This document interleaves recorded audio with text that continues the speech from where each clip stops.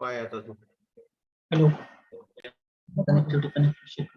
कोणती याची का झाला चुकीचं काय ब्लूटूथ कनेक्ट आहे ना तो पण आहे ना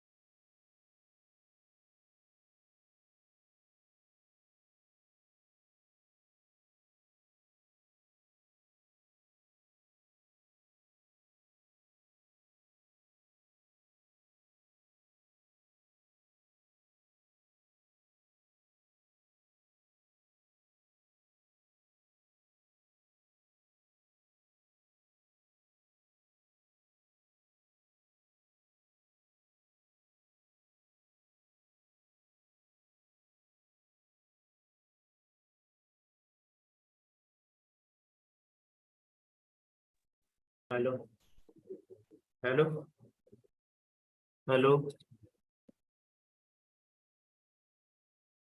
हेलो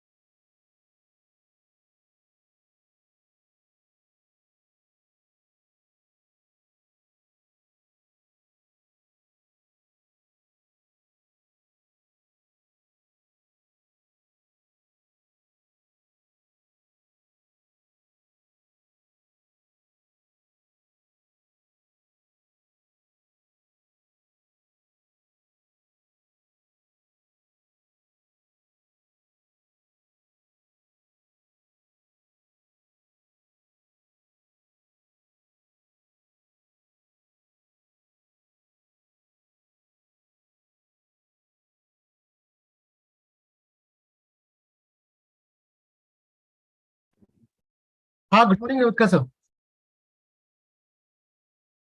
रेवतकर हो, सर, गुड सुरुवात. Morning. Good morning. Good morning. विद्यार्थ्यांना जॉईन करायसाठी सांगितलं आहे अजून. Okay okay, fine fine. Jaki sir, good morning. Sir, please unmute yourself sir.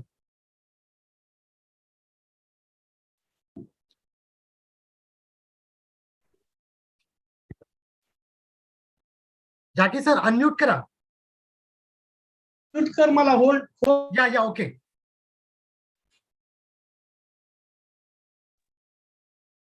Hello. Yeah, this time okay sir. Okay okay okay okay. आवाज येतो का? नाही, आता मी तो काढून ठेवला तर नादाला लागण्यापेक्षा त्याच्या आवाज क्लिअर येतो. ठीक आहे सर. पुरील सर, ग्रीन लावायचं ना? ग्रीन. ठीक आहे.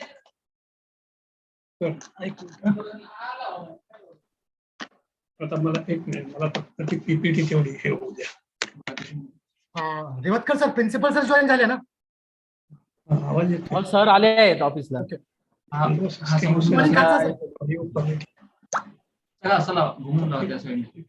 नाही टर्न कसा तो काढून त्याला असं असं इझी वर येतं का ते? वर हा, वर येतं. मागे पुढे करते. Jockey sir, good morning. Good morning. कैसे हो सर? हेलो. हाँ सर, कैसे हो? ते काढायला शेवटचं काढणार. ते सांभाळू ना. ते नाही, ते काढ ना. ते प्रिंटरच आहे. अगे ते बंद व्हायचं मॉनिटरच आहे. प्रिंटरचं काढा तुम्ही. प्रिंटरचं काही काम नाही आपल्याला. सर हा सर, नाही येत का सर? नाही येत सर. हा सर, तो कॉम्प्युटरचा होता. हे देऊन द्या. हे प्रेझेंटेशन ऑन करा. ते पहिलं अगोदरच होतं ते काढा.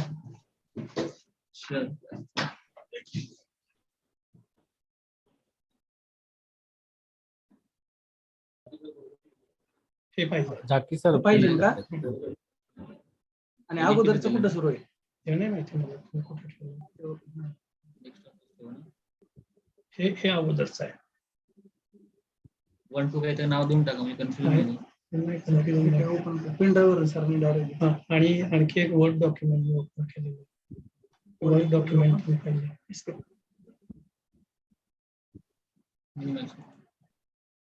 कोणते आहे का सर? हा, नाही ते नाही. Word document. हा, सॅलियंट फीचर्स इथे आहे सर. वर्ड. अरे मला यांचा कोणाचाच आवाज येत नाही.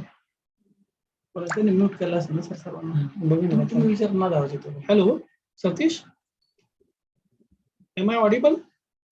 हा जाकी सर, आवाज येतो आहे. Yes sir, you are audible. Okay okay okay okay. विचार सर. स्लाइड विजिबल आहे. स्क्रीन शेअर नाही केलं ना? स्क्रीन शेअर नाही केलं का? Okay sir. झुमूर नाही. बस काय प्रॉब्लेम नाही. झुमूर जाणार आहे त्याच्या शेजारी. हो, नाही त्याच्या शेजारचं सर.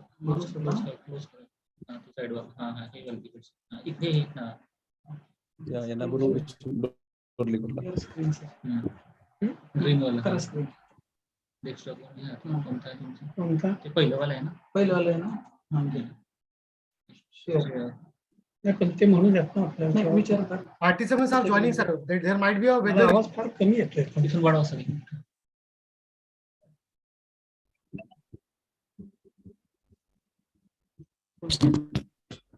हॅलो.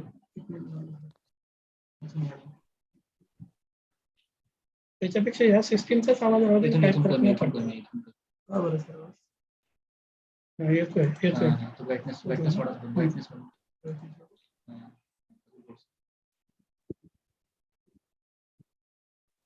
त्याच्यामुळे काहीच प्रॉब्लेम नाही.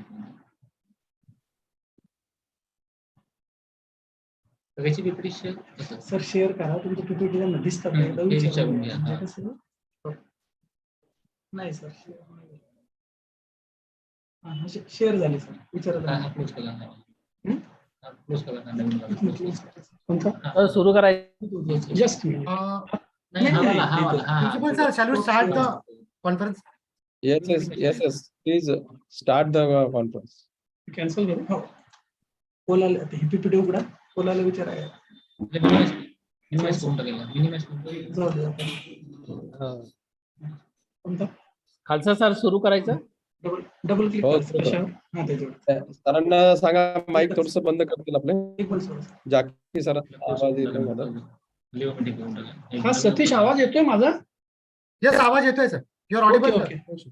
ओके. हॅलो, आवाज येतोय सर? हा येस स्क्रीन विजिबल आहे. सतीश स्क्रीन विजिबल आहे? Yes, sir. Screen is visible. ओके. Actually, weatherचा इश्यू असू शकतो सर. नेटवर्क ओके ऍडमिट होत आहे हळूहळू. Okay no problem. सुरू करू सर मी? हो करा. Okay sir. सर्वांना माझा नमस्कार. मी प्राध्यापक डॉक्टर विजय रैवतकर. आपणा सर्वांचा मी या राष्ट्रीय ई कार्यशाळेमध्ये सर्वांचं स्वागत करतो आहे. महात्मा गांधी मनोहरभाई शिक्षण प्रसारक मंडळ संचालित महात्मा गांधी कला विज्ञान व स्वर्गीय नसरुद्दीनभाई पंजवाणी वाणिज्य महाविद्यालय आरमोरीतील IQAC आणि KRC यांच्या संयुक्त विद्यमाने आपण या ठिकाणी राष्ट्रीय कार्यशाळेकरिता एकत्रित जमलेला आहोत. अर्थात ही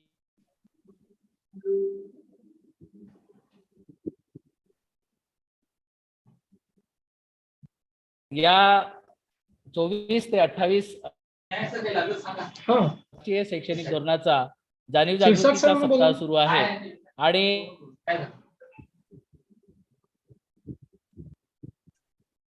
त्याचा प्रॉब्लेम आहे नेटचा.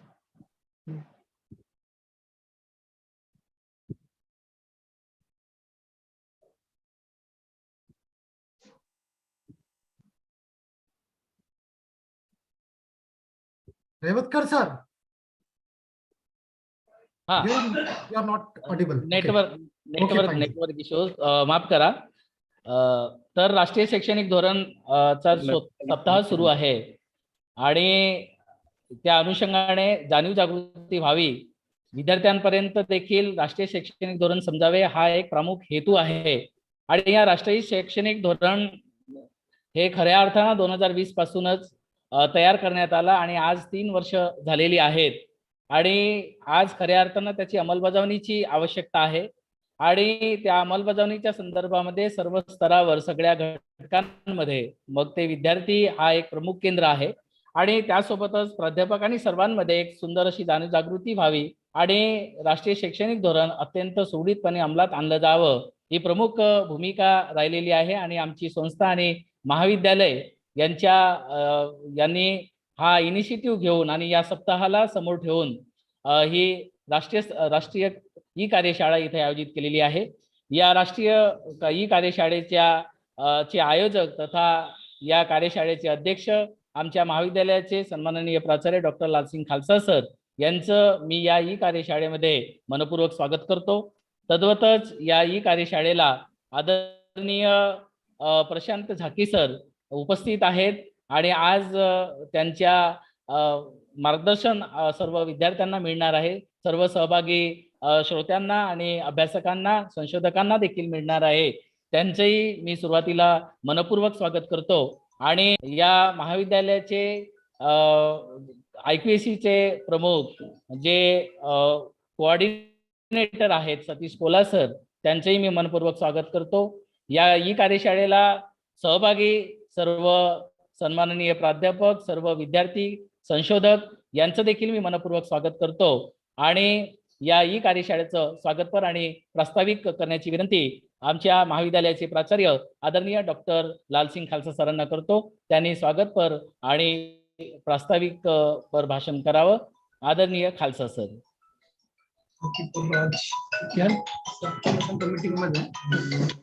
हॅलो. हा माझा आवाज येतोय सगळ्यांना? Yes, sir. You are audible. येतोय सर. आपल्या सगळ्यांना माझा नमस्कार. सर्व विद्यार्थी तसेच आजचे जे प्रमुख रिसोर्स पर्सन आहेत, कारण आज आपण एक अत्यंत महत्वाच्या अशा विषयावर जुळलेला आहोत ई माध्यमातून आणि ते म्हणजे आपल्या सगळ्यांना माहिती आहे की नॅशनल एज्युकेशन पॉलिसी जी देशामध्ये लागू झालेली आहे 2020 पासून, आणि आज जवळपास 3 वर्ष झालेली आहेत. देशातल्या अनेक भागामध्ये ती यशस्वीपणे लागू झालेली आहे आणि त्याचे रिझल्ट सुद्धा दिसायला लागले आहेत. किंबहुना आपल्या महाराष्ट्रामध्ये आज पुढच्या वर्षीपासून ही अंडर ग्रॅज्युएटमध्ये आणि पोस्ट ग्रॅज्युएटमध्ये या वर्षीपासून लागू झालेली आहे. आणि या संदर्भामधली जाणीव जागृती व्हावी आणि त्याचा इम्प्लिमेंटेशन होताना विद्यार्थ्यांसमोर, प्राध्यापकांसमोर किंवा समाजाच्या समोर किंवा संस्थेच्या पुढे असलेल्या विविध चॅलेंजेस आणि त्याचे विविध फायदे, डिसएडव्हान्टेज किंवा ऍडव्हान्टेज सगळ्या पद्धतीची चर्चा होणं गरजेचं आहे, माहिती असणं. तसं यावर भरपूर पद्धतीचं विश्लेषण झालेलं आहे. परंतु आपल्या सोबत आज या विषयावर डॉक्टर प्रशांत जाकी सर जुळलेले आहेत. ते अत्यंत अभ्यासक आहेत आणि NEP मध्ये त्यांनी सरांनी नागपूरमध्ये सुद्धा आज फार चांगला अभ्यास केला आणि त्यांचे प्रेझेंटेशन मी ऐकलेले आहेत. निश्चित रूपाने जाकी सरांचा हा जो आजच्या सेमिनारमध्ये awareness and implementation of national education पॉलिसीमध्ये त्यांनी दिलेला हे जो मार्गदर्शन असेल तो विद्यार्थ्यांसाठी, प्राध्यापकांसाठी आणि आमच्या सगळ्यांसाठी एक गाईडलाईन ठरेल. आणि येणारा काळ जो न्यू एज्युकेशन पॉलिसी इम्प्लिमेंट होणार आहे अंडर ग्रॅज्युएटमध्ये पर्टिक्युलरली, आणि काही गोष्टींमध्ये अजूनही संभ्रम आहे विद्यार्थ्यांमध्ये, प्राध्यापकांमध्ये, तो दूर होण्यास मदत होईल. आणि खरोखरच आज देशाला नव्या शिक्षण पद्धतीची गरज आहेच हे आपल्या सगळ्यांना जाणवतोय. आपण सगळे त्या एज्युकेशन प्रणालीमध्ये काम करतोय मागच्या अनेक वर्षापासून.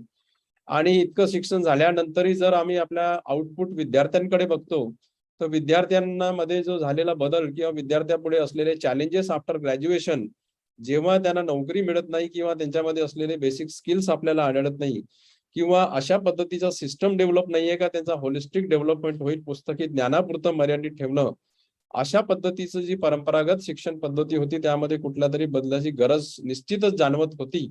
आणि या सगळ्या गोष्टीचा गरज पूर्ण देशामध्ये विचार करण्यात आला आणि तज्ञ मंडळींनी इतकी सुंदर अशी न्यू एज्युकेशन पॉलिसी तयार केली आणि त्याला आज इम्प्लिमेंट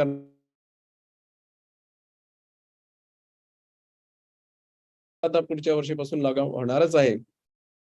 तर या गोष्टीचा मला अत्यंत आनंद होतोय की आपण गडचिरोली जिल्ह्यामध्ये आपण या महाविद्यालयामध्ये जे राष्ट्रीय स्तरावर नॅक मध्ये A-ग्रेड कॉलेजेस आहे आणि या कॉलेजच्या सगळ्या विद्यार्थ्यांना, प्राध्यापकांना न्यू एज्युकेशन पॉलिसीच्या संदर्भामध्ये मार्गदर्शन करण्यासाठी जाकी सर जुळलेले आहेत. निश्चित रूपाने आम्ही सगळ्यांना हे एक चांगलं आणि विद्यार्थ्यांसाठी पर्टिक्युलरली उपयुक्त असा सेमिनार होईल असं मला खात्री आहे याची. तर मी जास्त वेळ न घेता सरांना मी विनंती करतो की त्यांनी आपलं मार्गदर्शन सुरू करावं आणि आम्ही सगळ्यांना उपकृत करावं. धन्यवाद.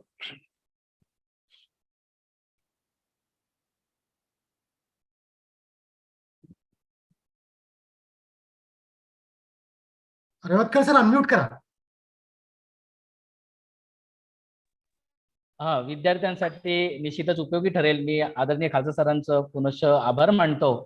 आणि प्रशांत झाकी सर हे सुपरिचित आहेत.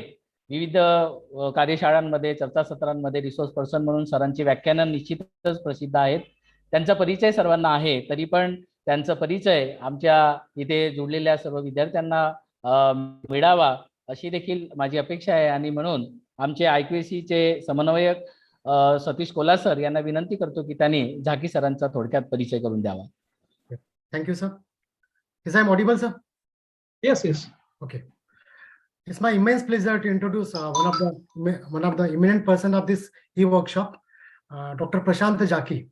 Prashant Jaki sir is a mentor of my from childhood. Actually, he have a huge experience of 34 years of teaching. Sir is working in a various government colleges like Kolhapur in Institute of Science Nagpur as well as Gadchiroli.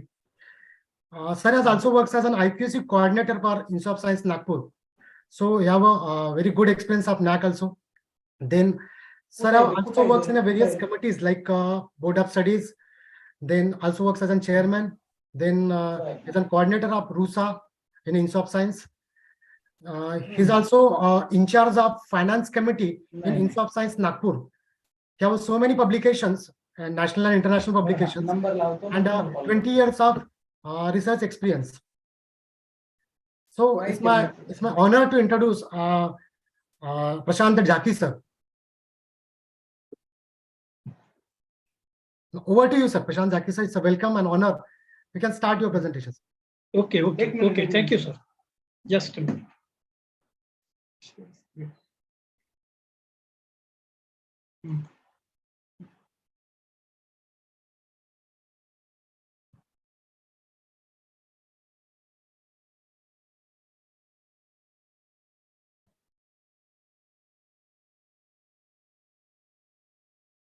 Hello. Yes, sir. Am I audible? Yes, sir. Audible. Okay. Respected principal, IQAC coordinator, Dr. Kola, Dr. Revatkar, and staff members of the MG College Armory, as well as all the participants, students, and participants from other institutions also. Today, I have an opportunity to discuss some issues related to implementation of National Education Policy 2020. Though it is known to us since long time, but actually now time comes to go through National Education Policy and to understand first what is the National Education Policy and what implications of this policy are going on each stakeholder, including student, staff, management, and even on the society. Am I audible? Audible, sir. Okay. So just a small request is there. You can Yes. start your slide from beginning. Yes, it's shared already. Actually, it's not seen in the whole screen, sir. Just Start from beginning. I think you have not started. Just a minute. Slideshow, sir.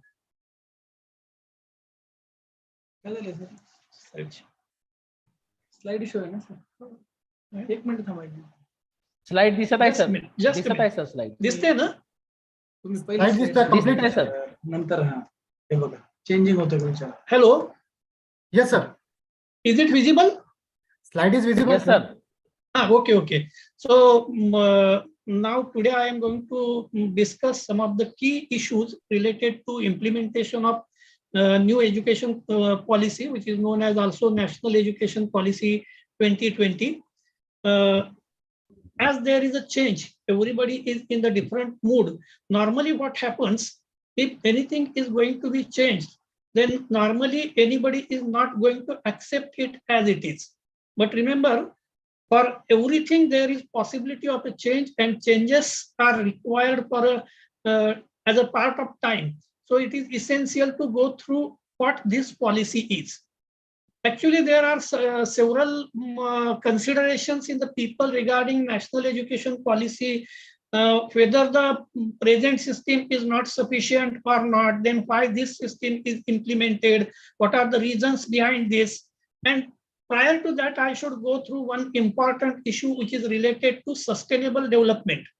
As far at the international level, for well-being of the human being, some of the important issues were discussed, and these issues are related to sustainable development of a human being or sustainable development of a human race. And for that purpose, some of the goals are set up, and these goals are supposed to be achieved in 2030. As far as this sustainable development goals considered, these are known as the SDG 2030 agenda. We are more specifically going through quality education, that is the fourth goal of sustainable development. So the thing should be clear that this national education policy is supposed to be an initiative to achieve the sustainable development goal at the international level. So you can observe here there are several goals achieved by the international community, that is no poverty, then zero hunger, then gender equality, cleanliness and sanitation, climatic actions, and so many different goals. But to be more precise, now we are going to discuss here with this one is the fourth goal, that is quality education. So in 2015, more than 195 nations agreed with United Nations that they can change the world for better. So it is a fact that just now I have told you that for betterment, there is always place. There are some issues which may be modified also, and for this purpose, this is just a fact. As per these sustainable development goals, new education policy is put forth. as far as these different goals considered, just here is a list of these different goals, such as eliminating poverty, erase hunger, establishing good health and well-being. No doubt these different issues are very much associated with livelihood of every human being. But out of this, fourth one, that is to provide the quality education, which is very important, because education is very important for human race, even our successive generation also. And for this purpose, out of these 17 different goals, fourth goal, that is to provide the quality education, is just a minute. आवाज येतोय? Am I audible? Yes, sir. Yes, sir. Then slide is not visible. Slide is visible, sir. Start with the slideshow. Yes, it is already. It is shown. Just a minute.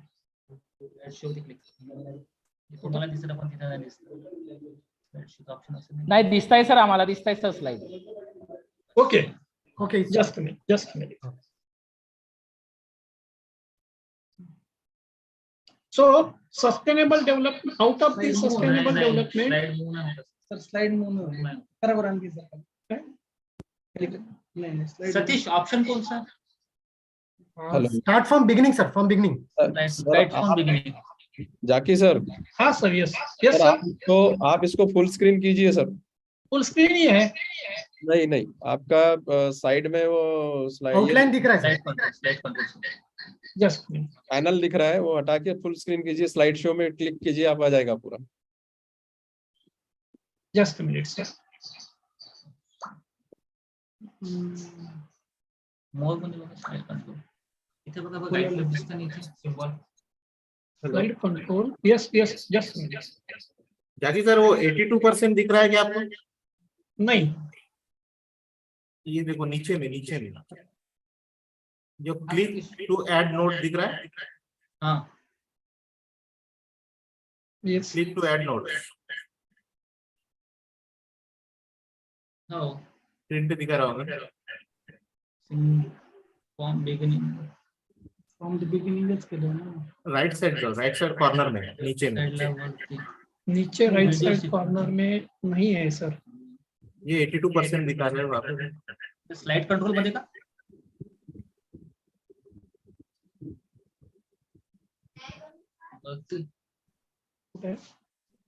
From beginning वरती आहे म्हणतात.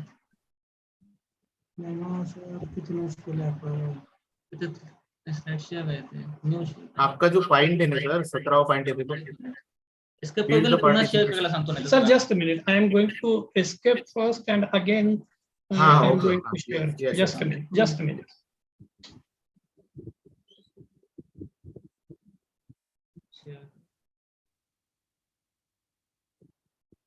Is it visible?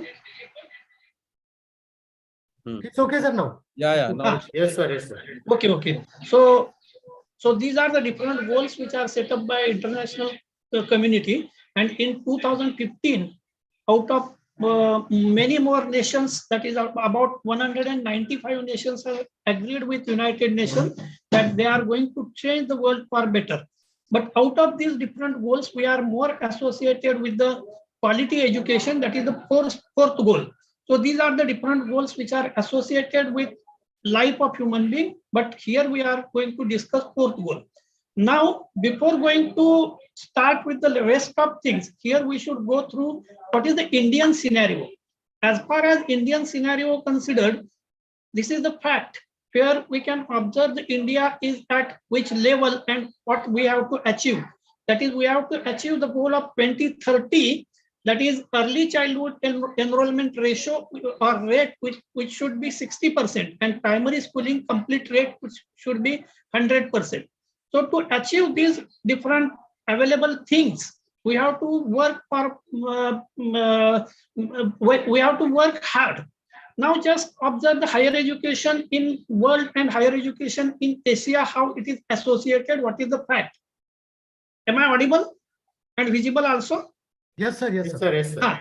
So just for consideration of position of higher education of world and India as well as Asia, some of the parameters were considered, and these parameters are like graduation rate, employment rate, requirements for admission, tuition cost, scholarship opportunities, international student aid, and different new updates.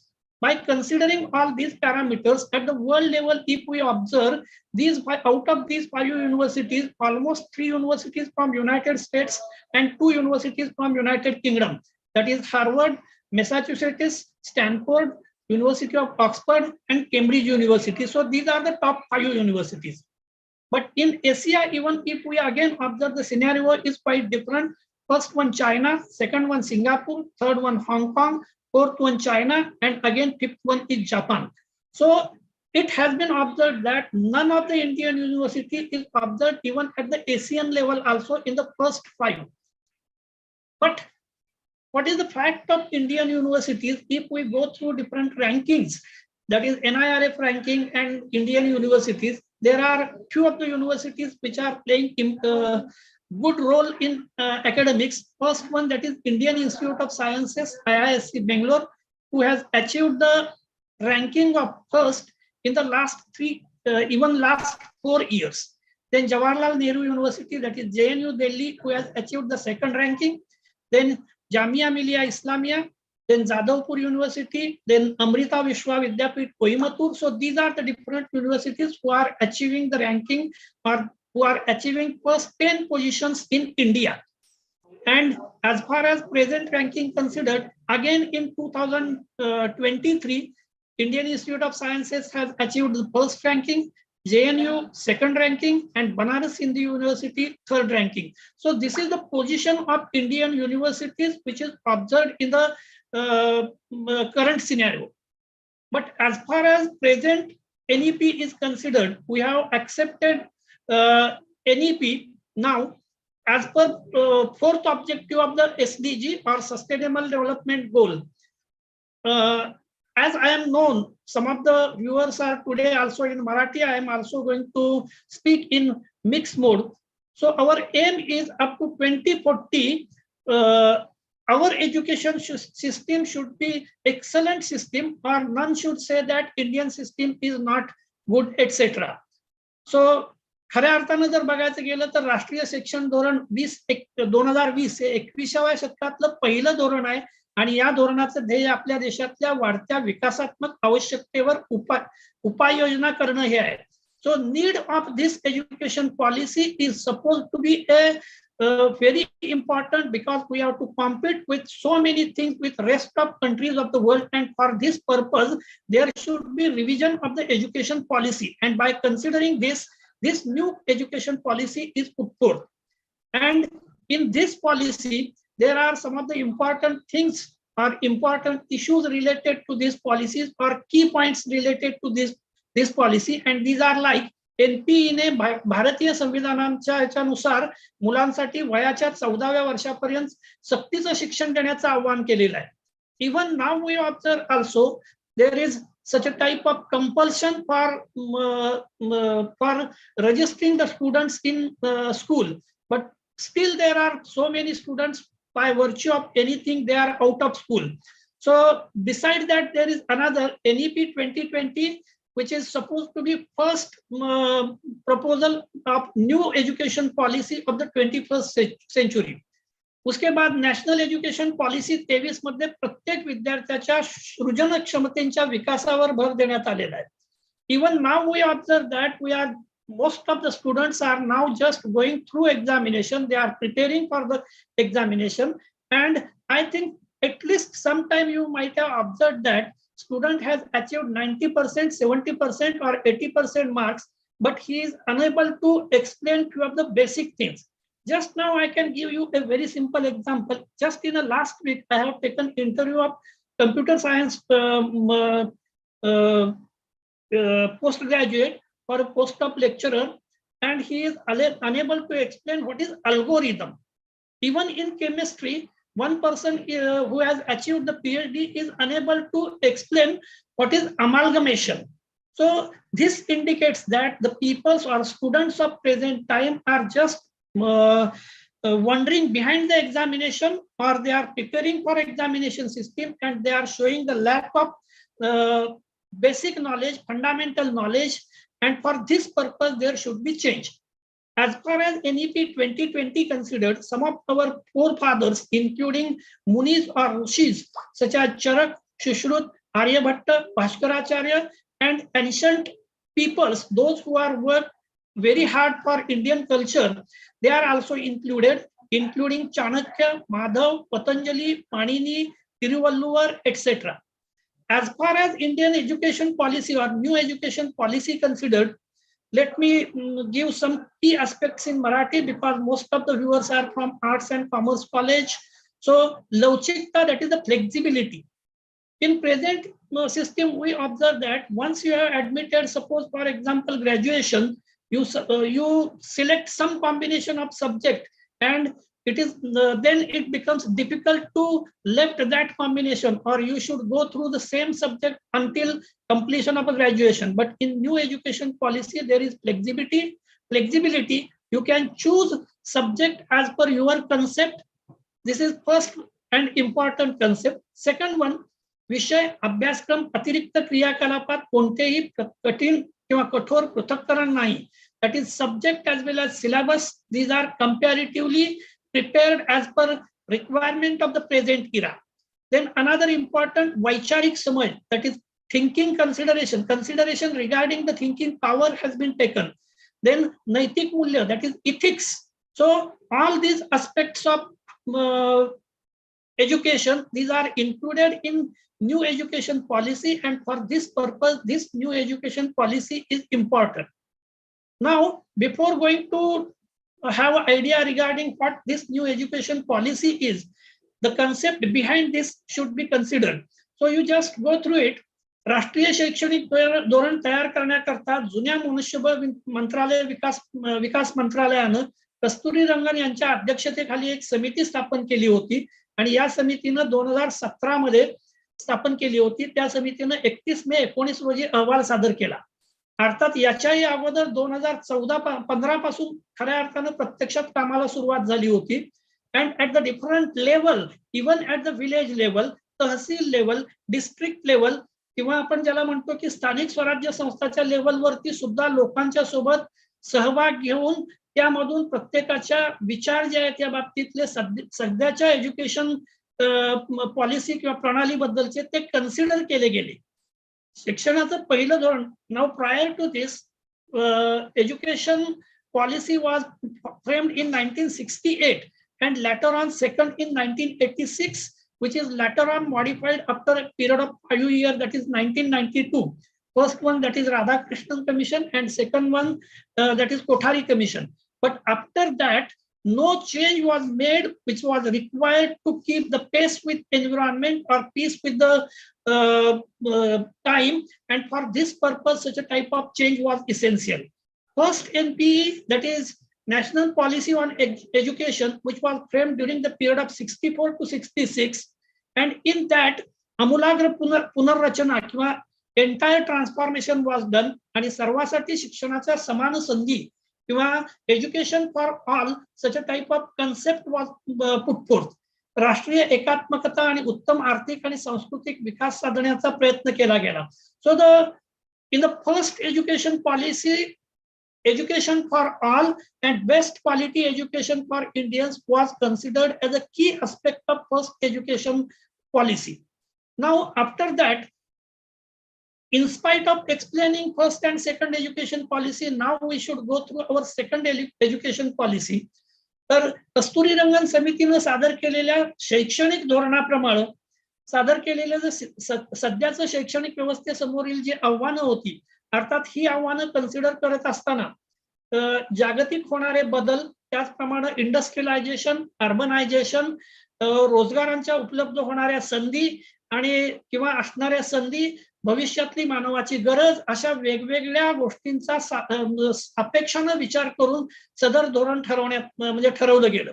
आणि या धोरणाचं वैशिष्ट्य म्हणून आपण बघू, महत्वाचे की aspect म्हणून गुणवत्तापूर्ण शिक्षण, परवडणारी शैक्षणिक प्रणाली, इक्विटी किंवा सर्वांच्या करता समान संधी देणारं शैक्षणिक धोरण, सर्वांच्या करता प्रवेश देणारं शैक्षणिक धोरण, जबाबदारीची जाणीव करून देणारं शैक्षणिक धोरण, आणि अगदी शालेय शिक्षणापासून उच्च शिक्षणापर्यंत करावयाची तरतूद जी आहे शिक्षणाबाबतची ती सर्वसमावेशक अशा प्रकारचं हे शैक्षणिक धोरण आहे किंवा national education policy is inclusive policy which includes each and every aspect which is related to either student or society or each and every stakeholder which is associated with the education. In the single sentence, one can say that entire education is brought under one umbrella. तर शिक्षण प्रशिक्षण बळकट करणे, सध्याच्या परीक्षा पद्धतीत सुधारणा करणे, बालवयात लवकर काळजी घेणे, नियामक चौकटीतून पुनर्रचना करणे, त्याच्यानंतर वेगवेगळ्या पद्धतीनं सध्याच्या गरजा भागवण्याकरता ज्या ज्या गोष्टी केल्या पाहिजेत त्या सगळ्या गोष्टी करण्याकरता सर्वसमावेशक धोरण ठरवलं गेलं. राष्ट्रीय शैक्षणिक आयोगाची स्थापना करण्यात येईल, NEC, that is national education commission. व्यावसायिक आणि प्रौढ शिक्षणावर पण भर देण्यात येईल. तंत्रज्ञानाचा मजबूत वापर. Nowadays, we observe that we have significantly observed in the last 2-3 years during the period of Corona, we are directly moving toward the we are directly moving through the use of different technologies, and now we have accepted the use of technology. Just 3 years ago, it was a miracle to work with another person or group of another person who are sitting hundreds of kilometers away, but now it becomes a very simple, and in this way use of technology in education is also considered. Now, as far as new technology is considered or new education policy is considered, entire landscape of the world is changing, our needs are also changing, and in this context, whatever our requirements of the future, these should be fulfilled by our present education system, and by considering this, new education policy is drafted. Even at the earlier stage, I have explained that more than 6,000 villages has been visited by the peoples, and different considerations of people or different issues of peoples were considered while drafting this policy. संपूर्ण जग ज्ञानाच्या landscape मध्ये झपाट्याने बदल करत आहे. कोणत्याही समाजाच्या आणि देशाच्या सर्वांगीण विकासासाठी शिक्षण हा अत्यावश्यक आणि अपरिहार्य घटक आहे, आणि ही गरज पूर्ण करण्याकरता राष्ट्राने सर्वसमावेशक राष्ट्रीय शैक्षणिक धोरण तयार केले आहे. हा अगदी मी आता हा जे सगळं आतापर्यंत सांगितलं हे याच्या पाठीमागची पार्श्वभूमी होती, किंवा कशा पद्धतीने हे धोरण तयार केलं गेलं, का हे धोरण तयार करण्याची गरज काय होती, अशा प्रकारचं आतापर्यंत आपण डिस्कशन केलं. Now there are some key issues. As far as key issues of higher education policy considered, in the higher education, the clear-cut certification and procedure for admission, that is entry in the education system as well as exit in the education system, both these processes are monitored, and these processes become flexible in new education policy. पदवीपूर्व अभ्यासक्रम 3 किंवा 4 वर्ष अशा दोन्ही कालावधीचा असेल, किंवा पदवी अभ्यासक्रम 3 वर्ष आणि 4 वर्ष कालावधीचा असेल, and during this, at the end of every year there is option to exit.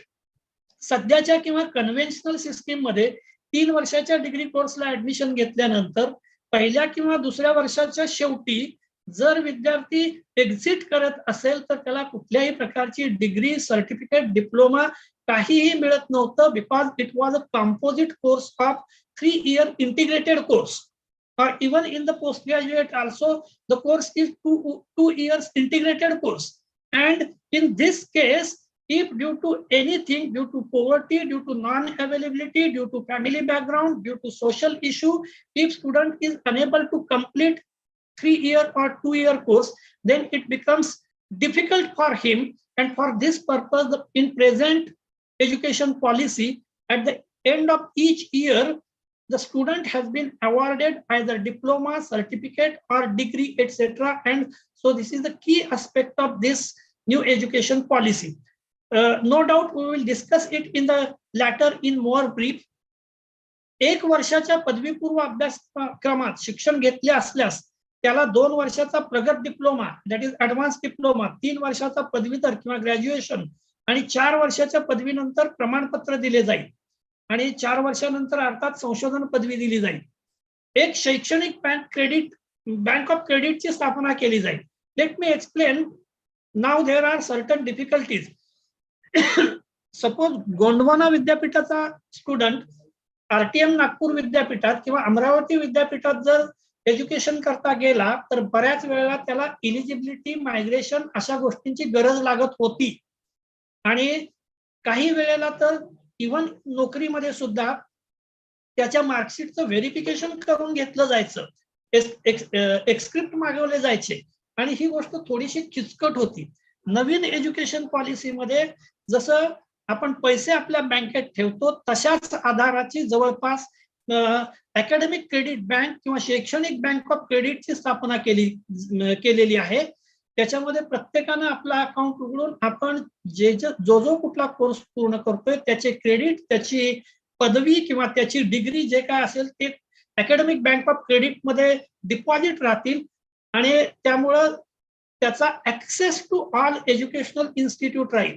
त्यामुळे एक एज्युकेशनल इन्स्टिट्यूट सोडून दुसऱ्या ठिकाणी गेला तरी किंवा एक विद्यापीठ सोडून दुसऱ्या ठिकाणी विद्यार्थी गेला तरी ही जी एंटायर प्रोसेस आहे या प्रोसेस मधले अडथळे दूर होतील. सो एक शैक्षणिक बँक ऑफ क्रेडिटची स्थापना केली जाईल. कदाचित गेल्या वर्षीपासूनच बऱ्याच विद्यार्थ्यांनी अकॅडमिक बँक ऑफ क्रेडिट मध्ये आपले स्वतःचे अकाउंट ओपन केले असतील. अगदी सुरुवातीच्या कालखंडामध्ये आपल्याकडं अॅन्युअल सिस्टीम पॅटर्न होता. अॅन्युअल एक्झामिनेशन पॅटर्न संपल्यानंतर सेमिस्टर पॅटर्न चालू झाला. अगदी सुरुवातीला सेमिस्टर पॅटर्नला सुद्धा बऱ्याच मोठ्या प्रमाणात वेगवेगळ्या स्टेक होल्डर्सनी आक्षेप घेतले. पण आता आपण बघितलं तर गेल्या 2-3 वर्षामध्ये सर्वजण सेमिस्टर सिस्टीमला ऍक्विंट झाले. अर्थात एक्झामिनेशन रिफॉर्म्सचा प्रत्येक वेळेला मोठ्या प्रमाणात बदल करायला स्कोप आहे. एक्झामिनेशन डिस्क्रिप्टिव्ह असावी की ऑब्जेक्टिव्ह असावी की सब्जेक्टिव्ह असावी की ओपन बुक एक्झामिनेशन घ्याव्या अशा नाना प्रकारच्या सतत डिबेट्स होत गेल्या. Even if this is the fact, in this new education policy, some of the changes has been observed. In the new education policy, objective of this policy is to minimize the interdependence of the student on the reference book, on the textbook, and to dependence is increased on the reference book also. The national testing agency, he national testing agency उच्च शिक्षणामध्ये प्रवेशाकरता सामाजिक प्रवेश परीक्षेचं आयोजन करेल. अर्थात ही तरतूद भविष्याकरता आहे, इमिजिएट नाही आहे. आपण आत्ताही बघतो सर्वसाधारणपणानं ग्रॅज्युएशन पर्यंतच्या सगळ्या परीक्षा प्रिव्हियस एक्झामिनेशनच्या स्कोअर वरती दिल्या जातात. त्या व्यतिरिक्त आफ्टर ग्रॅज्युएशन प्रत्येक ठिकाणी किंवा व्यावसायिक परीक्षा असतील तर तुम्हाला स्वतंत्र अशी ऍडमिशन करता स्वतंत्र परीक्षा द्यावी लागते. मग त्याच्यामध्ये नीट असेल किंवा सेट असेल, नेट असेल, गेट असेल, अशा वेगवेगळ्या प्रकारच्या स्पेशल स्वतंत्र ऍडमिशन करता परीक्षा द्याव्या लागतात. अर्थात त्याकरता नॅशनल टेस्टिंग एजन्सी उच्च शिक्षणामधील प्रवेशाकरता सामाजिक परीक्षा, प्रवेश परीक्षा घेण्याची शक्यता निर्माण झालेली आहे. अर्थात आता इमिजिएट नसले तरी नेक्स्ट फ्युचरमध्ये अशा प्रकारची सामायिक प्रवेश परीक्षा निर्माण करण्यात येईल. 2030 पर्यंत प्रत्येक जिल्ह्यात किमान एक मोठी बहुविद्याशाखीय उच्च शिक्षण संस्था मानली जाईल. बहुविद्याशाखीय आतापर्यंत आपण बघत होतो आर्ट्स कॉलेज आहे, कॉमर्स कॉलेज आहे, सायन्स कॉलेज आहे, हॉस्पिटॅलिटी हॉटेल मॅनेजमेंट कॉलेज आहे, लॉ कॉलेज आहे. So these colleges are different.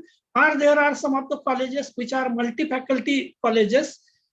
पण खऱ्या अर्थानं बघितलं तर एकाच अम्ब्रेला खाली सगळे कोर्सेस शिकवले जातील अशा प्रकारची बहुविद्याशाखीय उच्च शिक्षण संस्था प्रत्येक जिल्ह्यामध्ये एक तरी असली पाहिजे, जिथं engineering, medical, law, other professional courses आणि कन्व्हेन्शनल कोर्सेस पैकी सो कॉल्ड सध्याचे आपण जे पदवी कोर्सेस बघतोय, मग ते आर्ट्सचे, कॉमर्सचे किंवा सायन्सचे किंवा आणखी इंटरडिसिप्लिनरी फॅकल्टीचे असतील ते घेतले जातील. अशा प्रकारची एक बहुविद्याशाखीय उच्च शिक्षण संस्था तयार केली जाईल.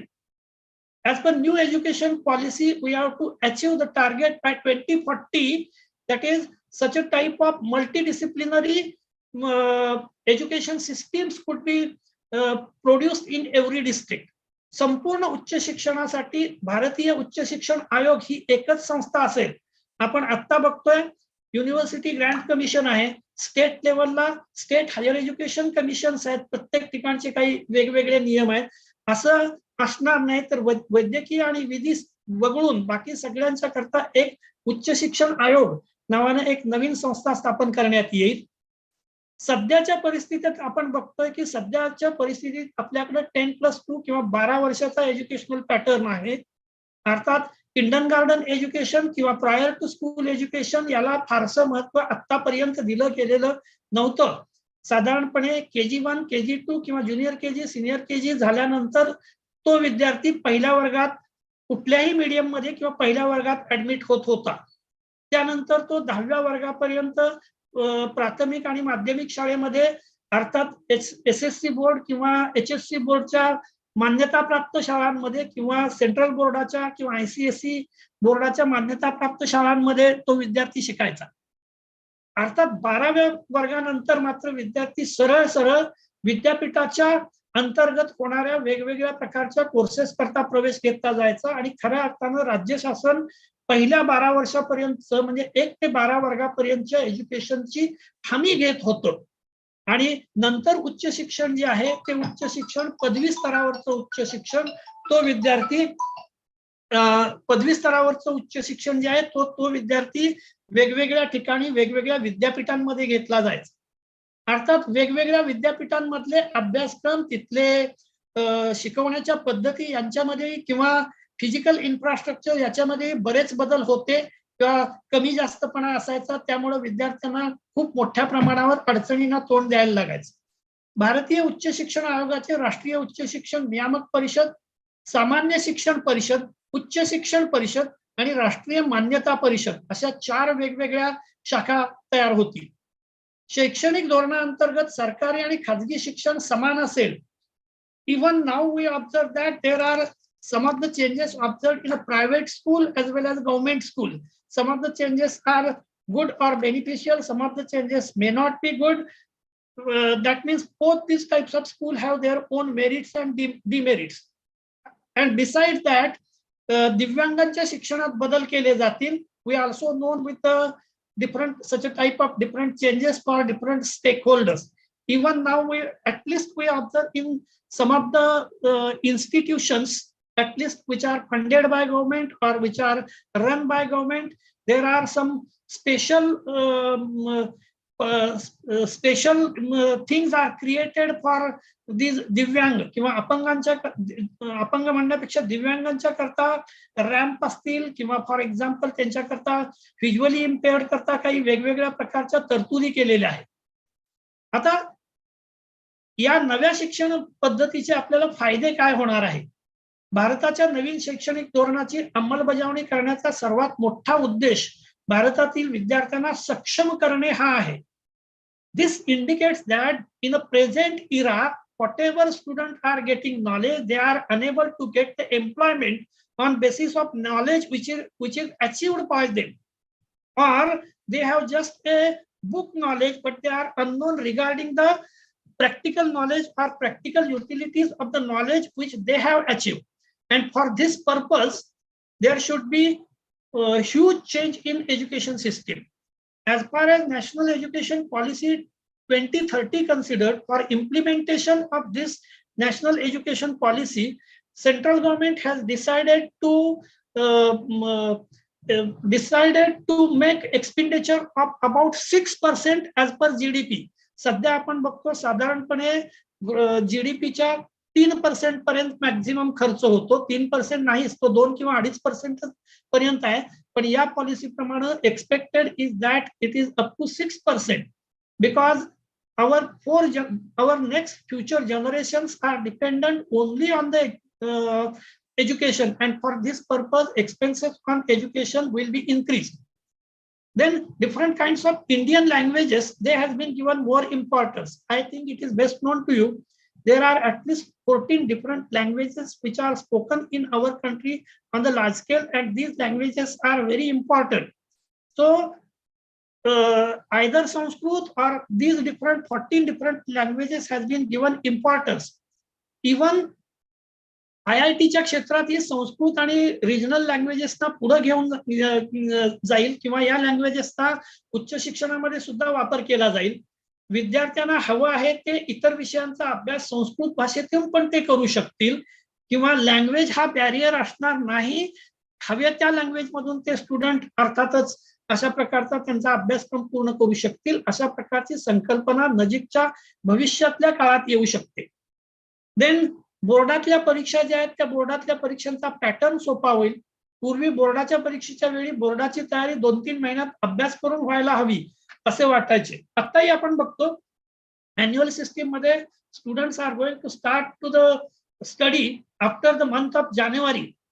But now the thing is different. After implementation of semester system, students are remaining busy throughout the year, and teachers are busy in preparation of examination, preparation of completion of the syllabus, and result declaration, etc. activities.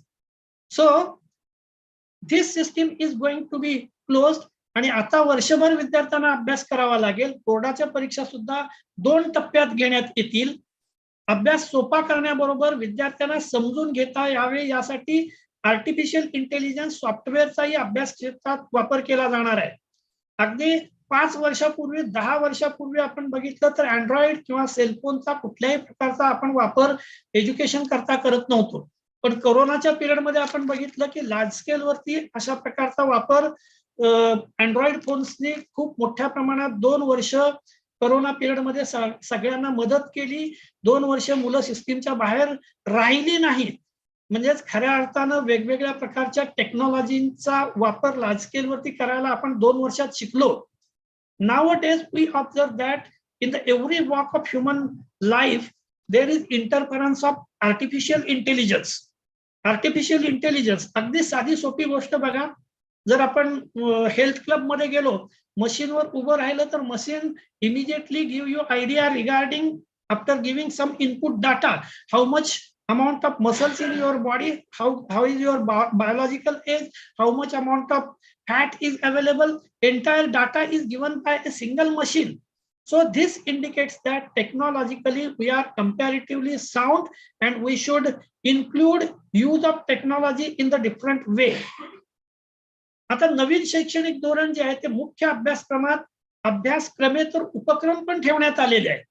आता आपण बघतो सर्वसाधारणपणाने विद्यार्थी सायन्सचा विद्यार्थी सोडला तर आर्ट्सच्या विद्यार्थ्याकरता असे फारसे उपक्रम नव्हते. फॉर एक्झाम्पल सायन्सचा विद्यार्थी असेल तर तो वेगवेगळ्या पेडागॉजीचा किंवा वेगवेगळ्या अध्ययन पद्धतींचा वापर करायचा. फॉर एक्झाम्पल मग त्याला दिलेले प्रोजेक्ट असतील, ग्रुप डिस्कशन असतील किंवा फेस टू फेस इंटरव्ह्यू असेल, होम असाइनमेंट असेल, अशा माध्यमातून त्याचा अभ्यास घेतला जायचा. Satish, am I audible? Satish, am I audible? Hello? Am I audible? Hello? Satish? Yes, you are audible. Okay, You are okay. audible. Okay. So, Hello, sir, you are audible. yes, thank you, thank you. So, भारताच्या नवीन शैक्षणिक धोरण 2023 अंतर्गत राष्ट्रीय शैक्षणिक संशोधन आणि प्रशिक्षण परिषदेद्वारे शालेय शिक्षणाकरता राष्ट्रीय स्तरावरचा अभ्यासक्रम आराखडा तयार केला जाईल. अर्थात हे प्रायमरी एज्युकेशनच्या संदर्भातलं आहे. भारतात तळागाळात नवीन शैक्षणिक धोरणाची अंमलबजावणी करण्याकरता अनेक संस्था स्थापन केल्या जातील, ज्यामुळे नवीन शैक्षणिक धोरण सुरळीत चालण्यास मदत होईल. मी अगदी सुरुवातीला सांगितलं होतं की कुठल्याही प्रकारचा बदल कोणीही सहजासहजी ऍक्सेप्ट करत नाही. अर्थात बदलाला प्रत्येक ठिकाणी स्कोप असतो. कालानुरूप आपण बदललो नाही तर आपण नामशेष होण्याची शक्यता असते आणि त्यामुळे जे होणारे बदल आहेत ते बदल ऍक्सेप्ट करणं ही गोष्ट शहाणपणाची ठरते. अर्थात ते डोळसपणानं म्हणजे बदल स्वीकारले पाहिजेत, चांगल्या गोष्टी तातडीनं स्वीकारल्या पाहिजेत. इमिजिएट अशा प्रकारचे बदल झाल्यानंतर त्यामध्ये काही त्रुटी राहून जातात. त्या त्रुटींचं निराकरण ड्यू पिरियड मध्ये करता येतं. पण मी बदलणारच नाही ही संकल्पना किंवा अशा प्रकारचे विचार जर ठेवले तर कदाचित जगाच्या नकाशावर आपण खूप पाठीमागे राहू आणि तसं होऊ नये म्हणूनच अशा प्रकारची कालानुरूप संरचना जी आहे ती संरचना आत्मसात करणं, त्याच्यावरती विचार करणं ही अतिशय महत्वाची गोष्ट आहे. भारताचं नवीन शैक्षणिक धोरण आल्याने विद्यार्थ्यावरील अभ्यासाचे ओझे कमी होऊन त्यांना शैक्षणिक क्षेत्रात खूप प्रगती होईल. Even I think in the primary education, we observe that nowadays books are prepared, that is book and notebook prepared in the same thing. Book for 6 months or book for first semester, which includes also a notebook. And whatever his bag, his weight of his bag is comparatively nowadays, it is decreased. Even in some of the schools, no student is allowed to carry books. They have been given the lockers, and in their locker they keep their books as well as notebooks, and very limited books and notebooks they are allowed to take home. आता अगदी मराठीत सांगायचं गेलं तर सध्याचा विद्यार्थी, मी जो सुरुवातीला म्हणलो होतो तो परीक्षार्थी झाला, किंवा खऱ्या अर्थानं ग्रामीण भागात म्हणतो तसं रट्टा मारण्याऐवजी कुशल आणि सक्षम असायला पाहिजे. आणि जर विद्यार्थी म्हणजे कुशल आणि सक्षम व्हायचा असेल तर त्याचा सर्वांगीण विकास होणं अत्यंत आवश्यक आहे. हा सगळा आतापर्यंत भाग मी जो बोललो होतो तो भाग सर्वसाधारणपणे मराठी मीडियम मध्ये असणाऱ्या लोकांच्या किंवा विद्यार्थ्यांच्या करता सांगितला होता. Simultaneously now we are going to have idea regarding graduate students, commerce with English medium, arts with English medium and science students. National education policy is India's third education policy after NEP in 1968 and 86. I have already given you idea regarding the Radhakrishna Commission and another commission which was held in 86, and slight changes in Kothari Commission and slight changes in 1992. Ministry of Human Resource Development of that time, now it is known as the Shiksha Mantralaya or Department of Education. Committee has prepared a committee in 2017 which was headed by Dr. K. Kasturi Rangan for preparing the national education policy. Committee submitted its report on 31st May 2019. On July 29 Union Cabinet approved it. म्हणजे 29 जुलै 2020 मध्ये union कॅबिनेटनं तो accept केला. पण खऱ्या अर्थानं एखादी policy जर implement करायची असतील तर त्याच्या अनेक स्टेप्स आहेत. वेगवेगळ्या पद्धतीनं पब्लिकमध्ये अवेअरनेस घडवून आणावा लागतो. आणि असं केल्यामुळं सध्या 2023-24 शैक्षणिक सत्र सुरू झालं आणि मग खऱ्या अर्थानं आपण न्यू एज्युकेशन पॉलिसीच्या इम्प्लिमेंटेशनच्या संबंधी गांभीर्यानं विचार करायला लागलो. अर्थातच तुम्हाला माहिती असेल सध्या आपल्याकडे काही ॲफिलिएटेड कॉलेजेस आहेत, काही ऑटोनॉमस कॉलेजेस आहेत. महाराष्ट्रातल्या जवळपास 300 ऑटोनॉमस कॉलेजेसमध्ये NEPचं लागू ऑलरेडी झालेली आहे किंवा कंपल्सरी केलेली आहे. सुमारे 330 ऑटोनॉमस कॉलेजेसमध्ये अर्थात व्यावसायिक आणि पारंपरिक अशा दोन्ही प्रकारच्या 330 कॉलेजेसमध्ये NEP लागू झालेली आहे. त्याकरता सदर ऑटोनॉमस कॉलेजेसला किंवा स्वयंशासित कॉलेजेसना स्वतःचे अभ्यासक्रम ऑलरेडी त्यांनी गेल्या 3 महिन्यात बनवले, बोर्ड ऑफ स्टडीज मधून अप्रूव्ह करून घेतले. अकॅडमिक काउन्सिल, मॅनेजमेंट काउन्सिल ज्या ज्या शैक्षणिक प्रक्रिया आहेत त्या पूर्ण करून त्यांचे अभ्यासक्रम त्याच्याप्रमाणे पूर्ण पण झालेले आहेत. अर्थात कमिटीनं रिपोर्ट 31 मे 19 ला दिला. 29 जुलै 20 ला युनियन कॅबिनेटने अप्रूव्ह केला. 20 पासून आतापर्यंतच्या कालखंडामध्ये वेगवेगळ्या स्तरावर नवीन एज्युकेशन पॉलिसी बद्दल जनजागृती केली गेली आणि खऱ्या अर्थानं 23-24 मध्ये पदव्युत्तर वर्गांकरता नवीन एज्युकेशन पॉलिसी अस्तित्वात आली. यंदाचं महाराष्ट्रातल्या सगळ्या विद्यापीठांमधलं पदव्युत्तर वर्ष हे नवीन एज्युकेशन पॉलिसी प्रमाणे होणार आहे, ज्याच्यामध्ये डिसिप्लिन स्पेसिफिक कोर्सेस किंवा DSC, discipline elective courses, DSE discipline specific elective courses, आणि त्याचप्रमाणे रिसर्च मेथडॉलॉजी आणि अशाच प्रकारचे आणखी काही गोष्टींची अभ्यासक्रम डिझाईन केले गेलेले आहेत. Over 2 lakh suggestions were received in favour and against the policy. या पॉलिसीवरती 2 लाखापेक्षा जास्त सूचना पब्लिक कडून प्राप्त झाल्या होत्या. काही सूचना ह्या चांगल्या होत्या, काही सूचना चेंजेस करण्याच्या होत्या. योग्य त्या सूचनांचा याच्यामध्ये अंतर्भाव करून सध्याचं धोरण अस्तित्वात आलेलं आहे. आता खऱ्या अर्थानं आपण या पॉलिसीमध्ये काय काय केलं गेलं, काय चेंजेस आहेत ते बघू. I have already told you that in the present education system, we are giving importance to 10+2. But in the new education policy, the importance given to 5+3+3+4 pattern. That is 5 years for foundation. Out of these 5 years, first 3 years are just preparatory.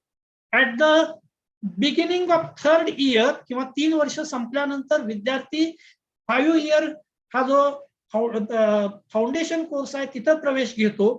त्यापैकी पहिली 3 वर्ष तो KG education शिकतो. खऱ्या अर्थाने तिथं त्याला कुठल्याही प्रकारची परीक्षा नाही, कुठल्याही प्रकारचा अभ्यासक्रम नाही, विविध प्रकारचे खेळ आणि लाईफ स्किल मधले अर्ली चाइल्डहुड मधल्या गेम्स वगैरे खेळणे. म्हणजे तिसऱ्या वर्षी तो वयाच्या एज्युकेशन सिस्टीम मध्ये आला. चौथ्या, 5व्या आणि 6व्या वर्षी असे पहिल्या 3 वर्षी तो लाईफ स्किल आणि फक्त गेम्स आणि लँग्वेजेस शिकला. त्याच्यानंतर चौथ्या आणि 5व्या वर्षाचं एज्युकेशन म्हणजे त्याचं वय ज्या वेळेला 7 आणि 8 असेल त्यावेळेला तो साधारणपणे त्याच्या मातृभाषेमधून शिक्षण घेईल. अशा पद्धतीनं तो पहिल्या 5 वर्षापैकी शेवटच्या 2 वर्षामध्ये पहिला आणि दुसरा वर्ग पास होऊन पुढच्या वर्गामध्ये जाईल किंवा पुढच्या स्लॅब मध्ये जाईल. That is 5+3. पुन्हा 3+3 म्हणजे 3 आणि 2 5, 5 आणि 3 8 आणि नंतर शेवटचा जो आहे तो सध्या ज्याला आपण हायर एज्युकेशन म्हणजे हायर अँड उच्च शिक्षण म्हणतो त्यापैकी 8, 9, 10, 11, 12 हे वर्ग जे आहेत ते शेवटचे 4. So the first stage is foundation stage, 3 year preschool, 2 year class 1 and 2. So such a type of 5 year pattern is given in new education policy. आता प्रीस्कूलिंग स्टेज मध्ये तो काय शिकणार आहे बघूया. 3 year of preschooling, age group 4, 5 and 6 to be enrolled in a play way school or in anganwadi or in बालवाटिका. आत्ताच्या system मध्ये पण हाच प्रकार आहे. पण आत्ताच्या सिस्टीम मध्ये आपण बघितलं मगाशी मी सांगितलं की 12+2 सिस्टीम आहे. पण इथं मात्र पहिले 3 वर्ष जे आहेत तो अंगणवाडी किंवा बालवाटिकेमध्ये जाईल. तिथं त्याला कुठल्याही प्रकारची परीक्षा असणार नाही. No exam at this stage, no uniform code. So these are the key aspects of preschool period or first 3 years. Then next 2 years, that is class 1 and class 2, age group 7 and 8, no exam at this stage also, no uniform code. आपण सुरुवातीपासून बघतो बालवाडीत जाणाऱ्या मुलांना सुद्धा uniform दिला जातो. म्हणजे fix इथं नाही, इथं त्याला त्याच्या मनाप्रमाणे मुक्तपणे संचार करण्याचा हे दिलेला आहे. कारण लहान वयामध्ये विद्यार्थ्यांमध्ये मुक्ततेत राहणं आणि बऱ्याच गोष्टी शिकणं ही गोष्ट चांगली. म्हणून at this stage in the preschool as well as in the next 2 years there is no uniform code has been suggested. त्याच्यानंतरचा आहे that is preparatory stage. Start of examination occur at this stage. Age group 9 and 10, 9, 10 and 11 years. Class 3, 4 and 5. तिसऱ्या, चौथ्या आणि 5व्या वर्षात इथं मात्र एक्झामिनेशनची सुरुवात होते. Education is activity based learning. ऍक्टिव्हिटीच्या आधारावरचं लर्निंग. आता ही ऍक्टिव्हिटी कशाही प्रकारची असू शकते. फॉर एक्झाम्पल समूहानं दिलेली ऍक्टिव्हिटी किंवा एका व्यक्ती करता दिलेली activity. So such a type of activity based learning. Preferably medium of instruction mother tongue. इथं खऱ्या अर्थानं त्याला जे शिक्षण दिलं जाईल ते शिक्षण त्याच्या मातृभाषेत दिलं जाईल किंवा रिजनल लँग्वेज मध्ये दिलं जाईल. अर्थात नॉर्थ इंडियामध्ये Hindi is a regional language. South इंडियामध्ये आपण बघतो regional languages are different. North Indian स्टेटमध्ये कुठेही गेलात तरी किंवा थ्रू आउट द कंट्री साधारणपणे हिंदी चालतं. So he has ample scope to take his education in mother tongue or regional language or national language. Then next one, however, school can teach in English language as well. आता आपण बघतो विद्यार्थ्यांना एकतर Marathi medium मध्ये जावं किंवा विद्यार्थ्यांना इंग्रजी मीडियम मध्ये जावं. आता इथं तो प्रकार असणार नाही. विद्यार्थी त्याला स्कोप दिलेला आहे मदर टंग मध्ये शिका किंवा रिजनल लँग्वेज मध्ये शिका किंवा नॅशनल लँग्वेज शिका. आणि स्कूलला पण स्कोप दिलेला you can teach in English as well as you can teach in Marathi also. आता प्री स्कूल नंतर आपण बघतोय 3 years of pre schooling, age group 4, 5, 6 to be enrolled in play way school in an anganwadi और Balvatika, no exam, हा सगळा part आपण बघितलेला आहे. Just minute. क्लास 6, 7 आणि 8, एज ग्रुप 12, 13 आणि 14. आपण मिडल स्कूल किंवा मिडल स्टेज मध्ये बघतोय. Class 6, 7 and 8 and age group of student is 12, 13 and 14 years. At this stage, he has been given idea regarding the computer knowledge. Even if it is mentioned coding, coding म्हणजे खऱ्या अर्थानं coding नाही शिकवलं जाणार, पण what coding is, what are the different coding languages, या बाबतीत साधारणपणे त्याला मिडल एज मध्ये म्हणजे त्याच्या वयाच्या 12, 13 किंवा 14व्या वर्षी त्याला आयडिया दिली जाईल. त्याच्यानंतरचा भाग याच एज ग्रुप मध्ये मिडल स्टेज मध्ये व्होकेशनल किंवा टेक्निकल एज्युकेशन, व्होकेशनल और technical education has been introduce to him. म्हणजे त्याच्या लाईफ मध्ये त्याला ज्याची गरज आहे तशा प्रकारचं तो शिक्षण शिकू शकतो. फॉर एक्झाम्पल, एखाद्याला शिवणकामामध्ये आवड असेल तर तो त्याशी रिलेटेड, एखाद्याला बागकामामध्ये आवड असेल तर तो बागकामाशी related. So he has ample opportunity to go through any of the medium, any of the language, so he has option. 10 days internship program in the curriculum. आतापर्यंत आपण बघत होतो शाळेमध्ये एकदा गेलेला विद्यार्थी पास किंवा नापास होऊनच शाळेमधून बाहेर यायचा. त्या व्यतिरिक्त त्याला अशी कुठलीही फारशी संधी दिली जायची नाही. फार झालं तर कुठल्या तरी शाळा कॉलेजेस मधल्या वेगवेगळ्या स्पर्धांमध्ये भाग घेण्याकरता तो बाहेर जायचा. वर्षभर तेच शिक्षक, तोच परिसर. पण आता तसं होणार नाही.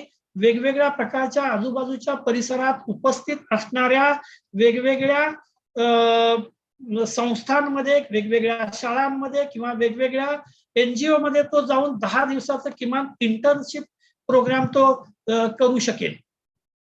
त्याच्यानंतरची फेज जी आहे that is secondary stage. Secondary stage 4 वर्षाचे आहे, 5, 3 and 4. It comprises classes 9th, 10th, 11th and 12th. मी सुरुवातीला सांगितलं होतं की इथं SSC बोर्डाची संकल्पना मोडीत निघालेली आहे. Age group 15, 16, 17 and 18.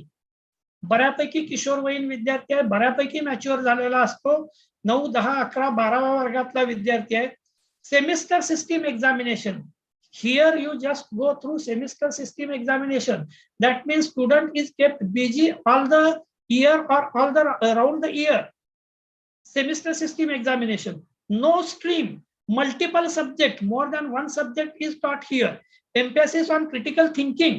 म्हणजे विचार करण्याची त्याची क्षमता जी आहे ती जास्तीत जास्त वाढवण्याकडे प्रयत्न केले जातील. So emphasis on critical thinking. एखाद्या कन्सेप्टच्या वेळी किंवा एखाद्या विशिष्ट परिस्थितीत विचार करण्याची त्याची क्षमता वाढवली जाते.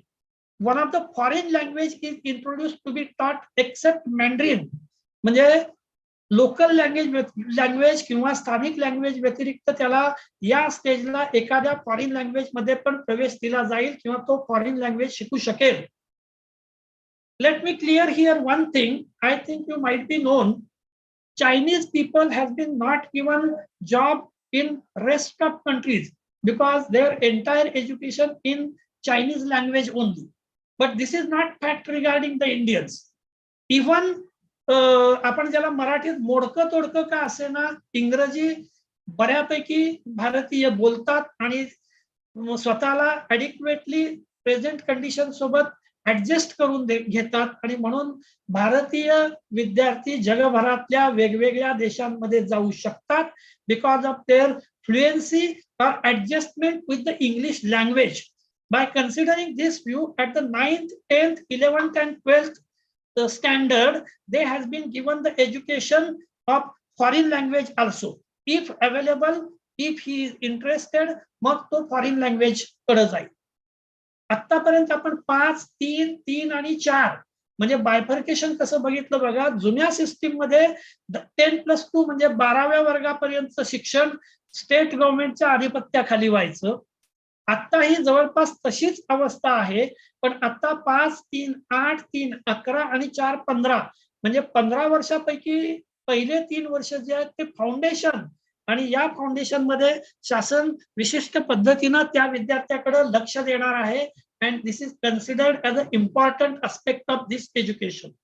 Now, preferably, we are going through higher education because we are much associated with higher education. आपण पदवी किंवा पदवीपूर्व किंवा पदव्युत्तर शिक्षणाच्या दृष्टीने आपण विचार करतो. खऱ्या अर्थानं या वर्गांमधले जे young ones आहेत, these are productive young ones of our country, these are responsible citizens of our country, these are futures of our country. आता याच्यामध्ये काय काय गोष्टी आहेत बघा. Graduation degree program of 3 or 4 years. Conventionally आतापर्यंत फक्त 3 वर्षाचा डिग्री प्रोग्राम होता. बऱ्याच वेळा तुम्ही बघितलं असेल इंजिनिअरिंग करता 4 वर्षाचा डिग्री प्रोग्राम आहे, लॉ करता 4 वर्षाचा डिग्री प्रोग्राम आहे, फार्मसी करता बऱ्याच ठिकाणी 4 वर्षाचा डिग्री प्रोग्राम आहे. IISc किंवा अदर इन्स्टिट्यूट्स मध्ये IIT मध्ये 4 वर्षाचा ग्रॅज्युएशन प्रोग्राम आहे. पण महाराष्ट्रातल्याच काय भारतभरातल्या सर्व युनिव्हर्सिटीज मध्ये graduation program is of 3 years and it becomes difficult whenever Indian students are going to foreign countries. मग त्यांना तिथं प्रिपरेटरी कोर्स करावा लागतो, त्यांना स्वतःची गुणवत्ता सिद्ध करावी लागते. To overcome this, now in spite of 3 years degree course, 4 years degree course has been introduced. And I have already told you that in the conventional system, you have to complete entire 4-year degree course. Sorry, 3 years degree course. You cannot leave in the mid of a degree course. If you leave, then you will not get any of the certificate. But now what happens? Degree program of 3 or 4 years, at the end of successful completion of a first year, student will get certificate, graduation certificate after completion of 1 year. Then graduation diploma after completion of 2 years. मतलब 2 साल अगर छोड़ के जाता है तो student को graduation diploma मिलेगा. उसके बाद 3 years ग्रॅज्युएशन बॅचलर्स डिग्री, 3 वर्षाचा झाल्यानंतर त्याला बॅचलर्स डिग्री मिळेल. And 4th year is for multidisciplinary bachelor's degree or research based bachelor's degree. So in this way, at the completion of a 4 years, there will be extensively for research purpose. चौथं वर्ष जे आहे ते खऱ्या अर्थानं research किंवा संशोधनाला भर देणार असेल. So in this way, at this stage in higher education, there are multiple entry points and multiple exit points. म्हणजे कोणत्याही वर्षाच्या शेवटी स्टुडंट तो कोर्स सोडून जाऊ शकतो किंवा दुर्दैवानं आर्थिक परिस्थिती नसल्यामुळं किंवा फिजिकली शक्य नसल्यामुळं or by any virtue किंवा by any reason, if he is going to left his education, तर त्याला कुठल्याही प्रकारचा त्रास होणार नाही. ऍटलिस्ट त्याला सर्टिफिकेट, डिप्लोमा किंवा बॅचलर डिग्री किंवा मल्टीडिसिप्लिनरी डिग्री मिळेल आणि तो मार्केटमध्ये ती डिग्री घेऊन कुठल्या ना कुठल्या प्रकारचा जॉब मिळवू शकेल. Now I think I have already given you idea regarding the academic bank of credit, that is ABC. Just like our conventional bank, in academic bank of credit, you are going to prepare your account, and in this account, your details of credit or details of educational credits has been kept. Then very important, that is master's degree or PhD or research. Now duration is of 1 or 2 years. 2 years for those who have 3 years bachelor degree. जिन्होंने 3 साल की bachelor degree complete की है, उनके लिए degree 2 साल की है. पीजी डिग्री या MSc जो भी है, पोस्ट ग्रेजुएट डिग्री, MSc नहीं बोलेंगे, post graduate degree, that is of 2 years. Those who are completing 4 years graduation and joining for PG, they have option to take only 1 year degree course, 1 year PG course. Integrated 5-year BS-MS program और bachelor and masters program, ये भी एक प्रावधान है जिसमें 12th के बाद में student सीधा एडमिशन लेगा for BS-MS course, that is integrated BSc and MSc course. MPhil course is disconnected. PhD course is of 4 years. Undertaking a PhD small require either a master degree or a 4-year multidisciplinary bachelor degree. म्हणजे 1 वर्षाचा PG degree करून किंवा 4 वर्षाची bachelor degree करून तुम्ही research join करू शकता. So this is the concept regarding this new education policy as far as higher education institutes are considered. Multidisciplinary universities and colleges with at least one in or near every district. सुरुवातीला मराठीमध्ये मी सांगितलं होतं. Gross enrollment ratio to be increased by 50% by 2035 from existing 26.3. आत्ताचा gross enrolment ratio म्हणजे data available नाही, 2018 ला 26.3 होता. आपलं टार्गेट आहे 2035 मध्ये तो साधारणपणे 50% होणं आवश्यक आहे. Moving toward a more multidisciplinary under graduate education. Multidisciplinary उदाहरणार्थ आज आपण सांगतो की मी वनस्पती शास्त्राचा ग्रॅज्युएट आहे, मी प्राणीशास्त्राचा ग्रॅज्युएट आहे, किंवा मी सायकोलॉजीचा ग्रॅज्युएट आहे, मी सोशॉलॉजीचा ग्रॅज्युएट आहे. असं न असता तो multidisciplinary under graduate education has been introduced. म्हणजे खऱ्या अर्थानं तसं बघितलं तर मल्टिपल एंट्री आणि मल्टिपल एक्झिट सोबत एखादी व्यक्ती एकापेक्षा जास्त विषय वेगवेगळे, म्हणजे फॉर एक्झाम्पल एक विषय मायनर मध्ये आणि वेगळा विषय मेजर मध्ये असा घेण्याची तरतूद इथं आहे. म्हणजे फॉर एक्झाम्पल समजा सोशॉलॉजी मला घ्यायचं आहे, मी सोशॉलॉजी आणि सायन्स मधलं मला फॉर एक्झाम्पल ऍग्रिकल्चर आवडते किंवा बॉटनी आवडते, तर मी सोशॉलॉजी आणि बॉटनी अशा एक मेजर आणि एक मायनर विषय घेऊन सुद्धा ग्रॅज्युएशन करू शकतो. And such a type of thing is very interesting merit of this new education policy. Institutional autonomy.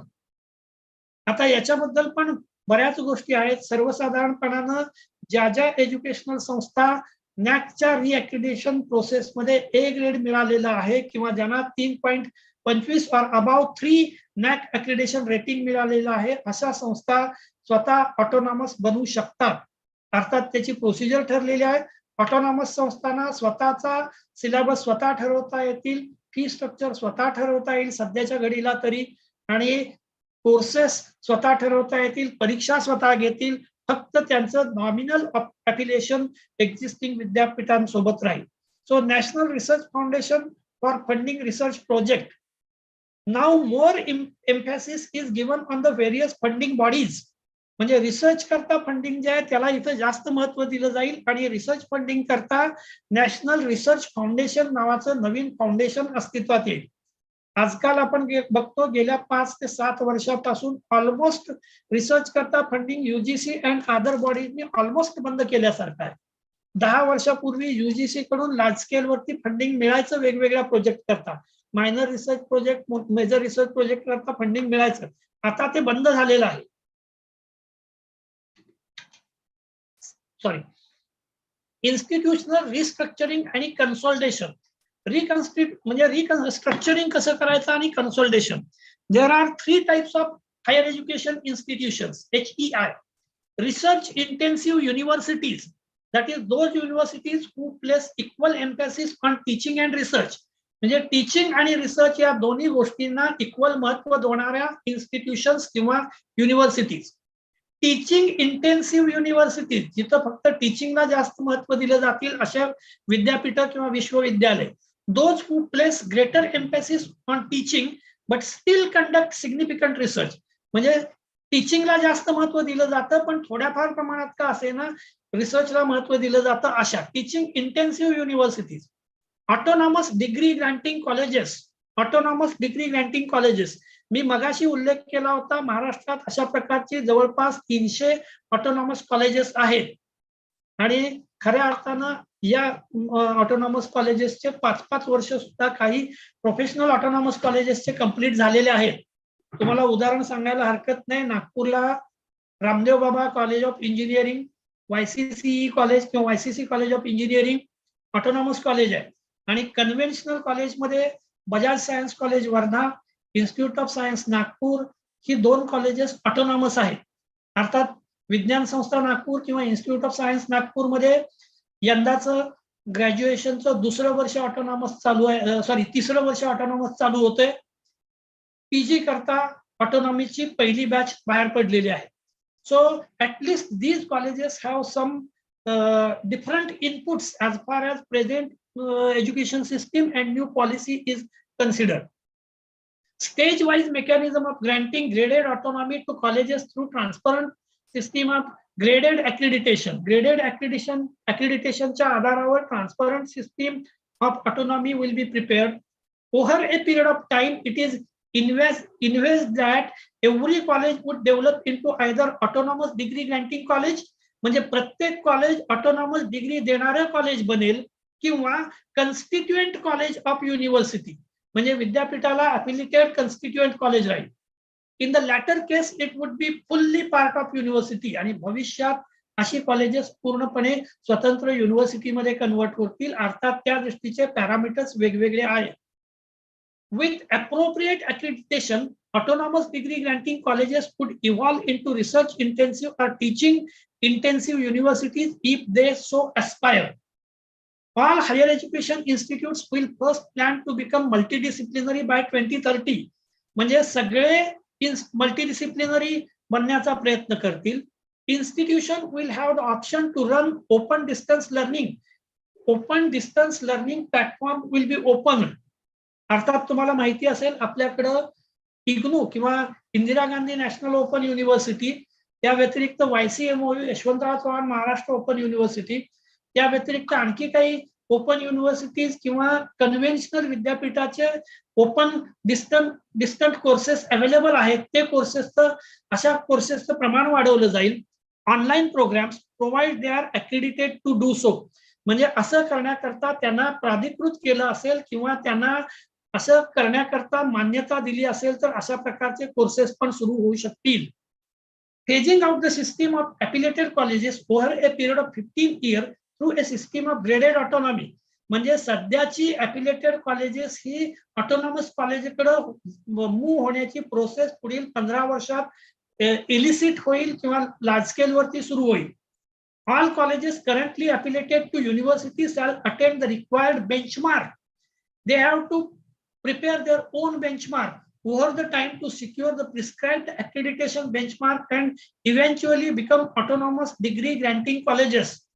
म्हणजे सध्याचे ऑटोनॉमस कॉलेजेस क्वालिटीच्या आधारावरती वेगवेगळ्या प्रकारचे कोर्सेस कंडक्ट करून विद्यार्थीभिमुख कोर्सेस कंडक्ट करून समाजाला उपयोगी कोर्सेस कंडक्ट करून अक्रेडिटेशन कंटिन्युअस अक्रेडिटेशनच्या आधारावरती ऑटोनॉमस डिग्री ग्रँट करणारी कॉलेजेस करू शकतील.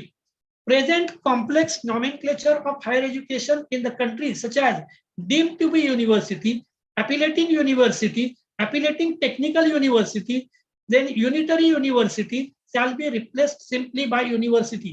आता अस्तित्वात असणाऱ्या डीम युनिव्हर्सिटी किंवा अफिलिएटेड युनिव्हर्सिटी किंवा अफिलिएटेड टेक्निकल युनिव्हर्सिटी अशा प्रकारच्या सगळ्या संकल्पना जाऊन एकच फक्त विद्यापीठ नावाची संकल्पना अस्तित्वात राहील. University on fulfilling the criteria as per norm प्रमाणे जर क्रायटेरिया असतील तर फक्त युनिव्हर्सिटी या नावानं त्या राहतील.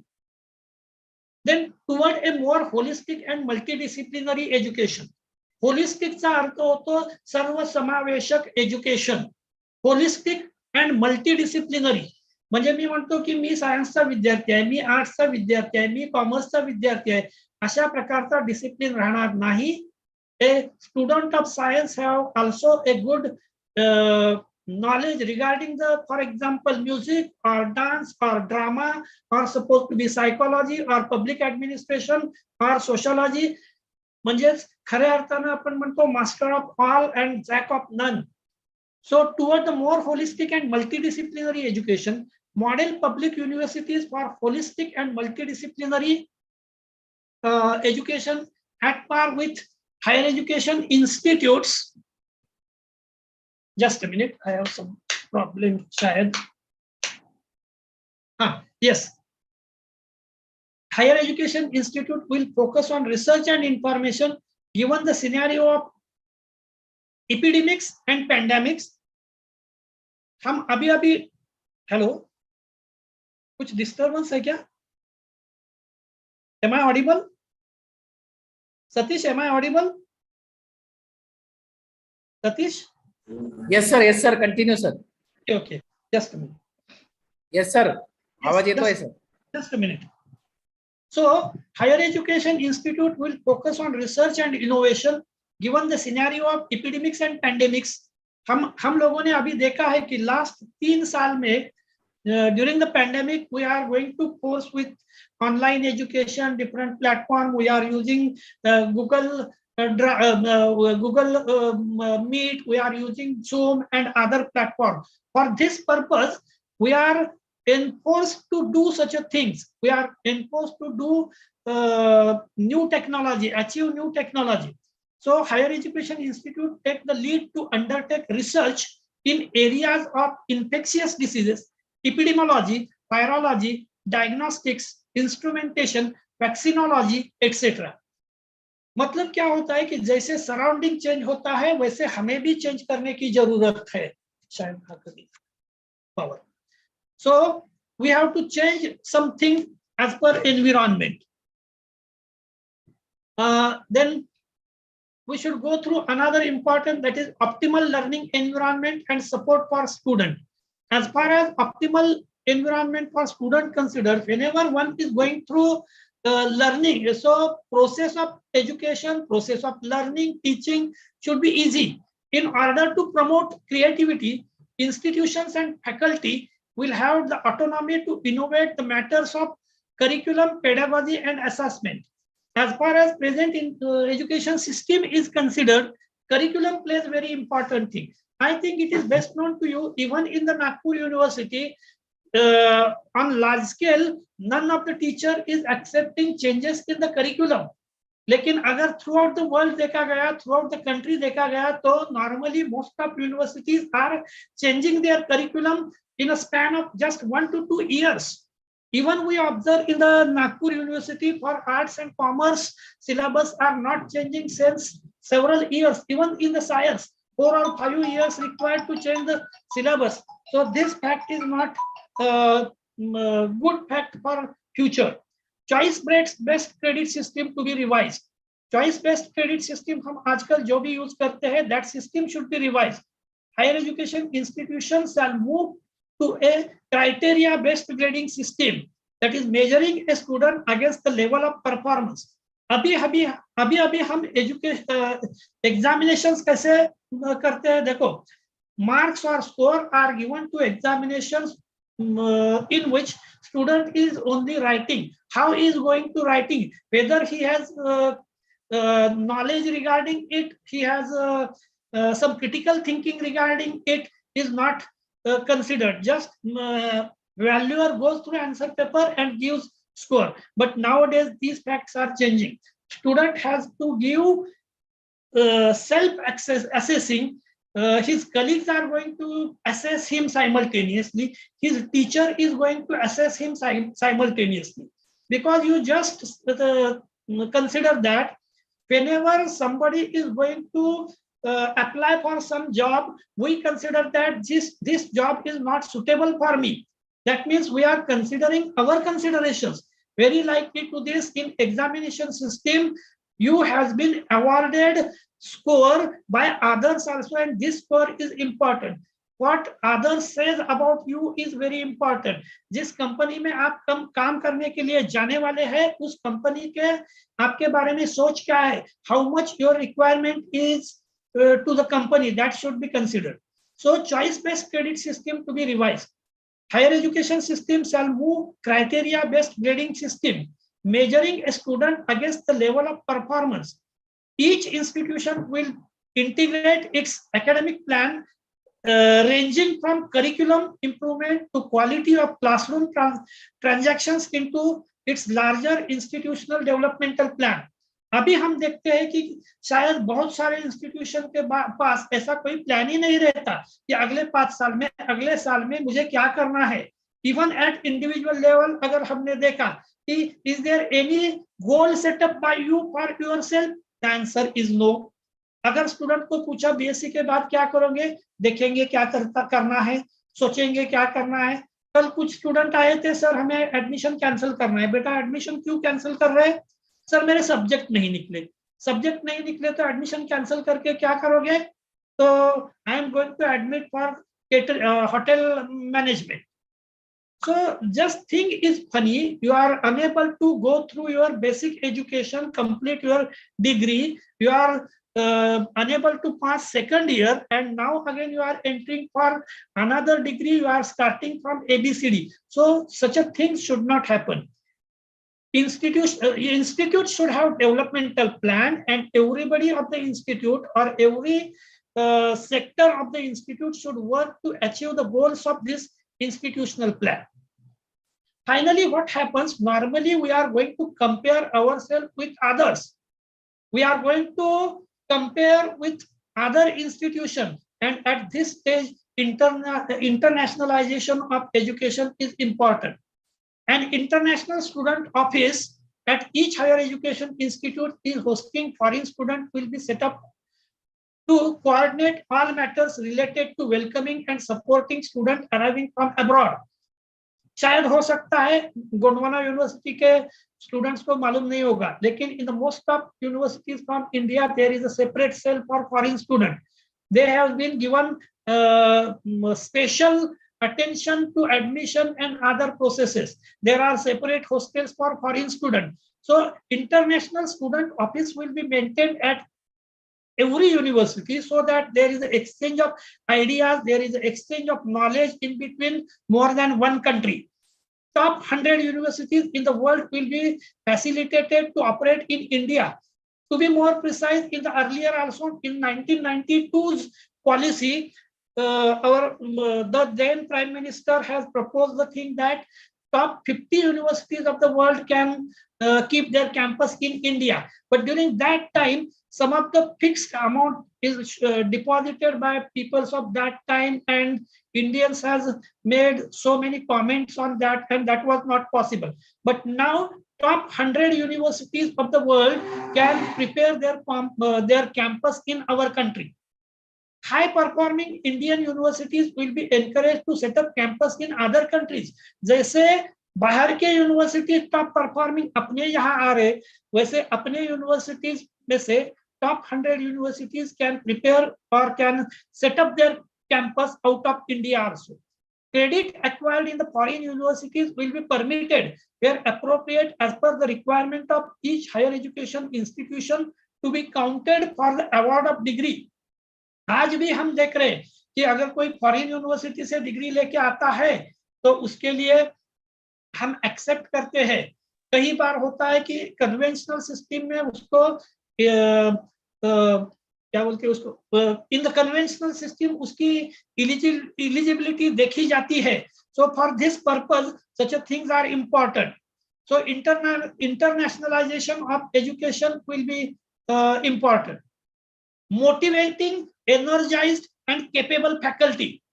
मैंने शुरू में बताया था कि in this system जो सभी स्टेक होल्डर्स है, इन सभी स्टेक होल्डर्स का प्रावधान रखा गया है, सभी स्टेक होल्डर्स की केयर की गई है.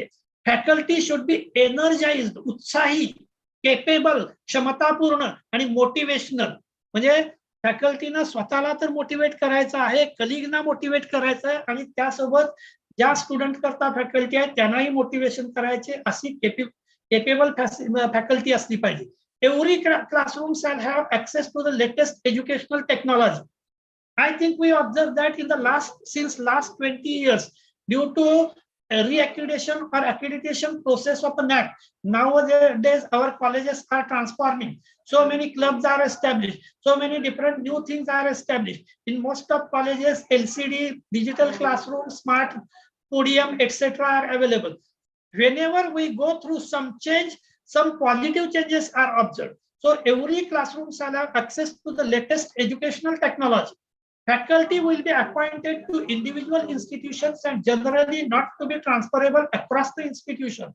म्हणजे फॅकल्टीची रिक्रुटमेंट जी आहे ती इन्स्टिट्यूशन करता होईल, एका इन्स्टिट्यूशन कडून दुसऱ्या इन्स्टिट्यूशन कडे त्याची ट्रान्सफर होणार नाही अशी शक्यता आहे. Faculty will be given freedom to design their own curriculum. स्वतःचा कोर्स स्वतः डिझाईन करण्याची, जसं शेती क्षेत्रात आपण बघतो की सर्वसाधारणपणे म्हणलं जातं की जे विकल ते पिकल, आणि त्याचाच दुसरा भाग होता जे पिकतं ते विकल. पण आता आपण बघतो ज्याला डिमांड आहे ते केलं जातं. So just like that faculty has been given ample scope to design their own curriculum. अगदी छोटं एक्झाम्पल बघू आपण. इंजिनिअरिंग फील्डमध्ये किंवा कम्प्युटरच्या फील्डमध्ये 10 वर्षापूर्वी जावा, C++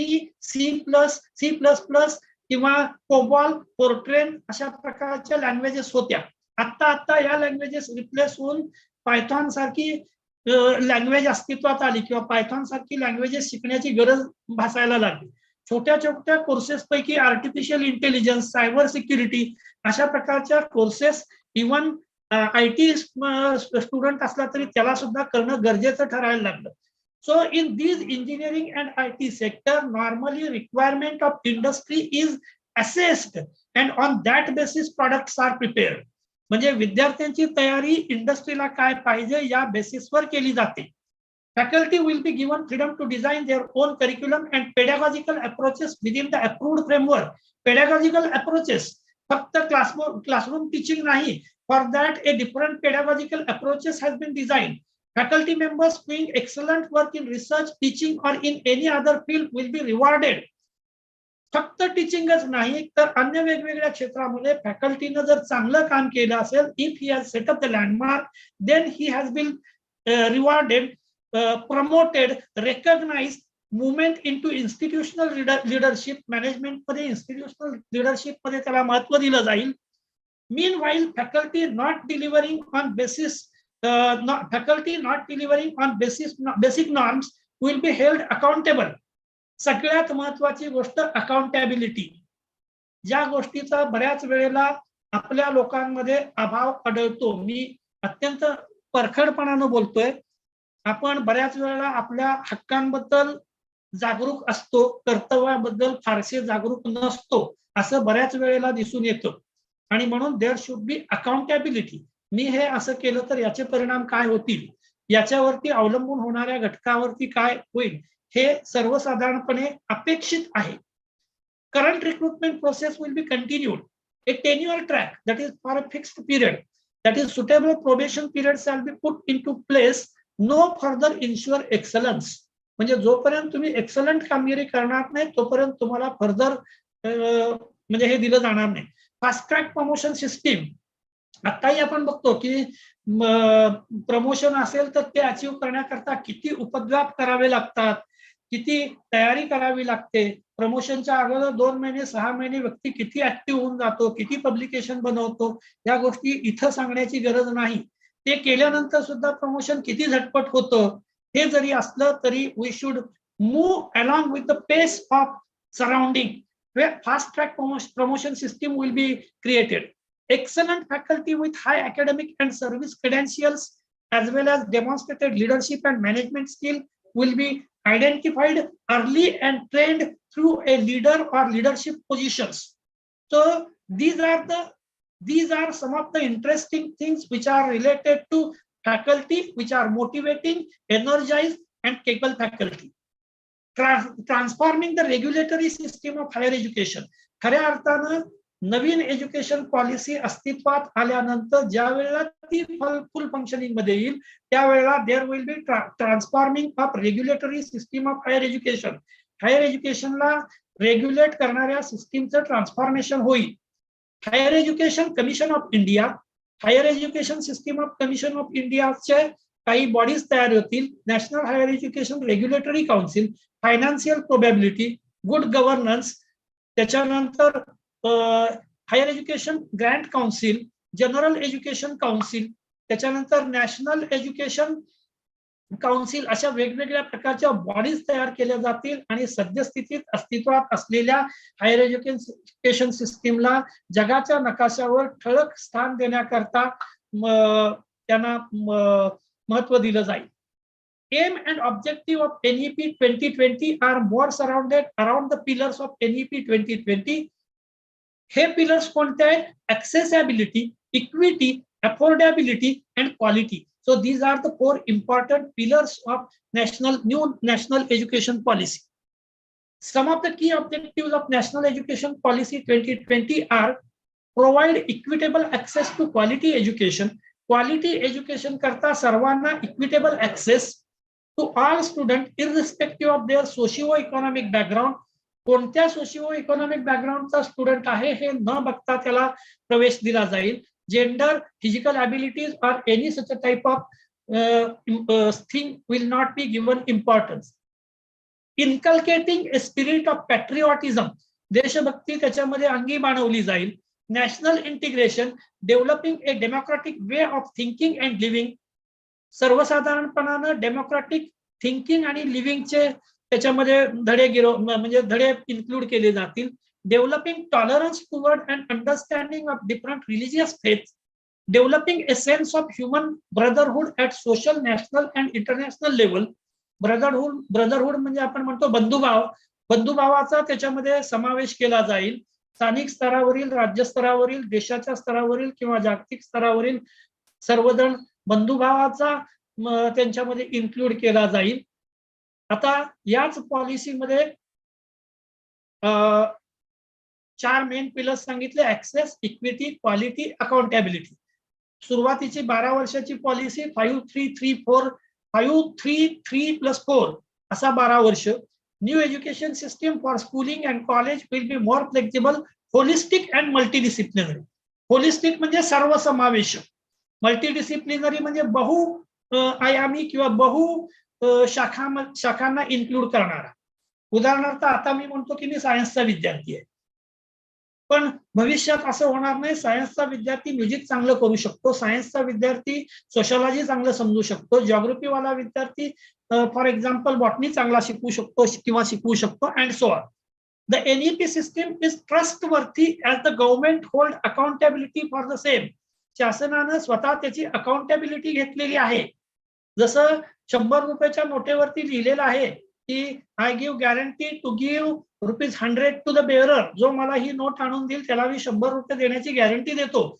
तसं national education system is trustworthy as the government hold accountability for the same. म्हणजे या गोष्टीची शासनानं सुद्धा अकाउंटेबिलिटी घेतलेली आहे. आता या सिस्टीम मधल्या काही महत्वाचे की आस्पेक्ट जर बघितले तर it should be respect for diversity and local context. म्हणजे लोकल कॉन्टेक्स्टला म्हणजे की प्रिन्सिपल्स जर आपण बघितले तर की प्रिन्सिपल्स काय आहे? Respect for diversity and local context, स्थानिक इश्यूना महत्व दिलं गेलं पाहिजे किंवा दिलं जाईल. इक्विटी अँड इन्क्लुजन, इक्विटी आणि इन्क्लुजन. कम्युनिटी पार्टिसिपेशन, कम्युनिटीचं पार्टिसिपेशन म्हणजे स्थानिक लोकांचा सहभाग, लोकसहभाग. देन यूज ऑफ टेक्नॉलॉजी, तंत्रज्ञानाचा वापर. एम्फॅसिस ऑन कन्सेप्च्युअल अंडरस्टँडिंग म्हणजे संकल्पनांच्या आधारावर त्याचं अंडरस्टँडिंग. डेव्हलपिंग युनिक कॅपॅसिटीज, स्वतःमध्ये युनिक किंवा महत्वाच्या अशा कॅपॅसिटीज निर्माण करणं. Critical thinking and creativity.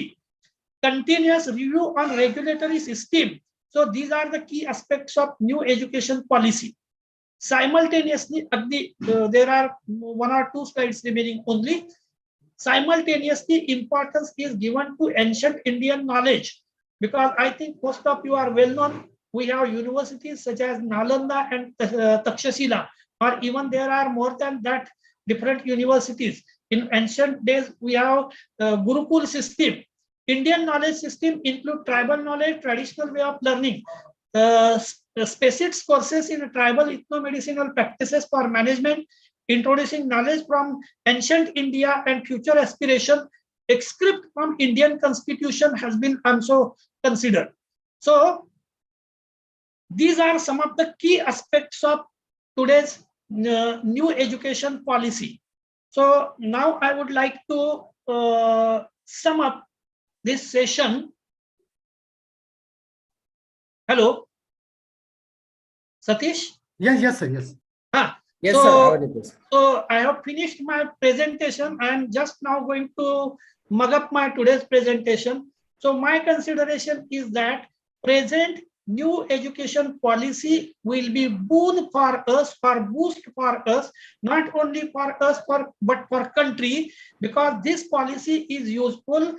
The generations which are produced from this policy, or youngsters which are coming from this policy, will be helpful to go ahead in front of world by proud, and in no way they will be considered himself as low as compared to any of the country.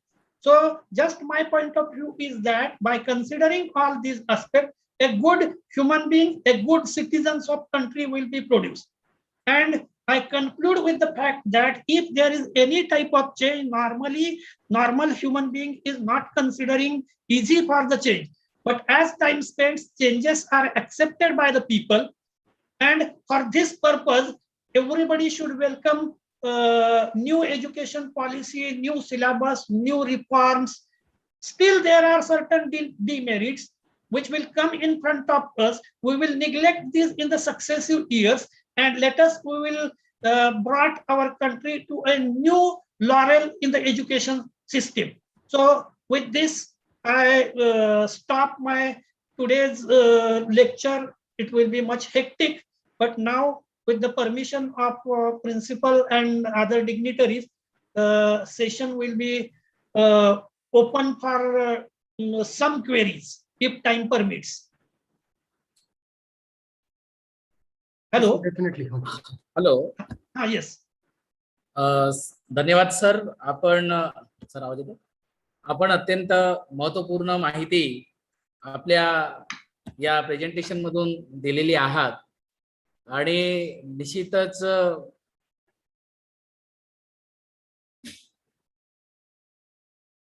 Sir आवाज येतोय. Yes, yes, you are audible. अत्यंत महत्वपूर्ण माहिती आपल्या या presentation मधून मिळाली आहे. निश्चितच उपयोगी आहे. नॅशनल एज्युकेशन पॉलिसी च्या संदर्भातील जो काही महत्वाचा तपशील आहे आणि जे विद्यार्थ्यांनाही उपयोगी ठरणारी आहे, तद्वतच आपले प्राध्यापक आणि या शिक्षण क्षेत्राशी संबंधित सर्वांनाच ही अत्यंत महत्वाची माहिती आपण आपल्या प्रेझेंटेशन मधून दिलीत. तरी या कार्यशाळेमध्ये बरेचसे इथे विद्यार्थी जुळलेले आहेत, प्राध्यापक जुळलेले आहेत. या प्रेझेंटेशन झाल्यावर आपणास काही प्रश्न असतील, काही शंका असतील किंवा आपले काही प्रश्न असतील तर आपण झाकी सरांशी विचारू शकता आणि चर्चेसाठी हे आपण ओपन करतो आहोत.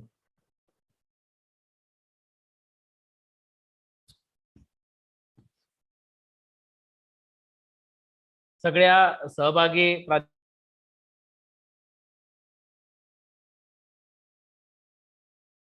रेवतकर सर अनम्यूट करा.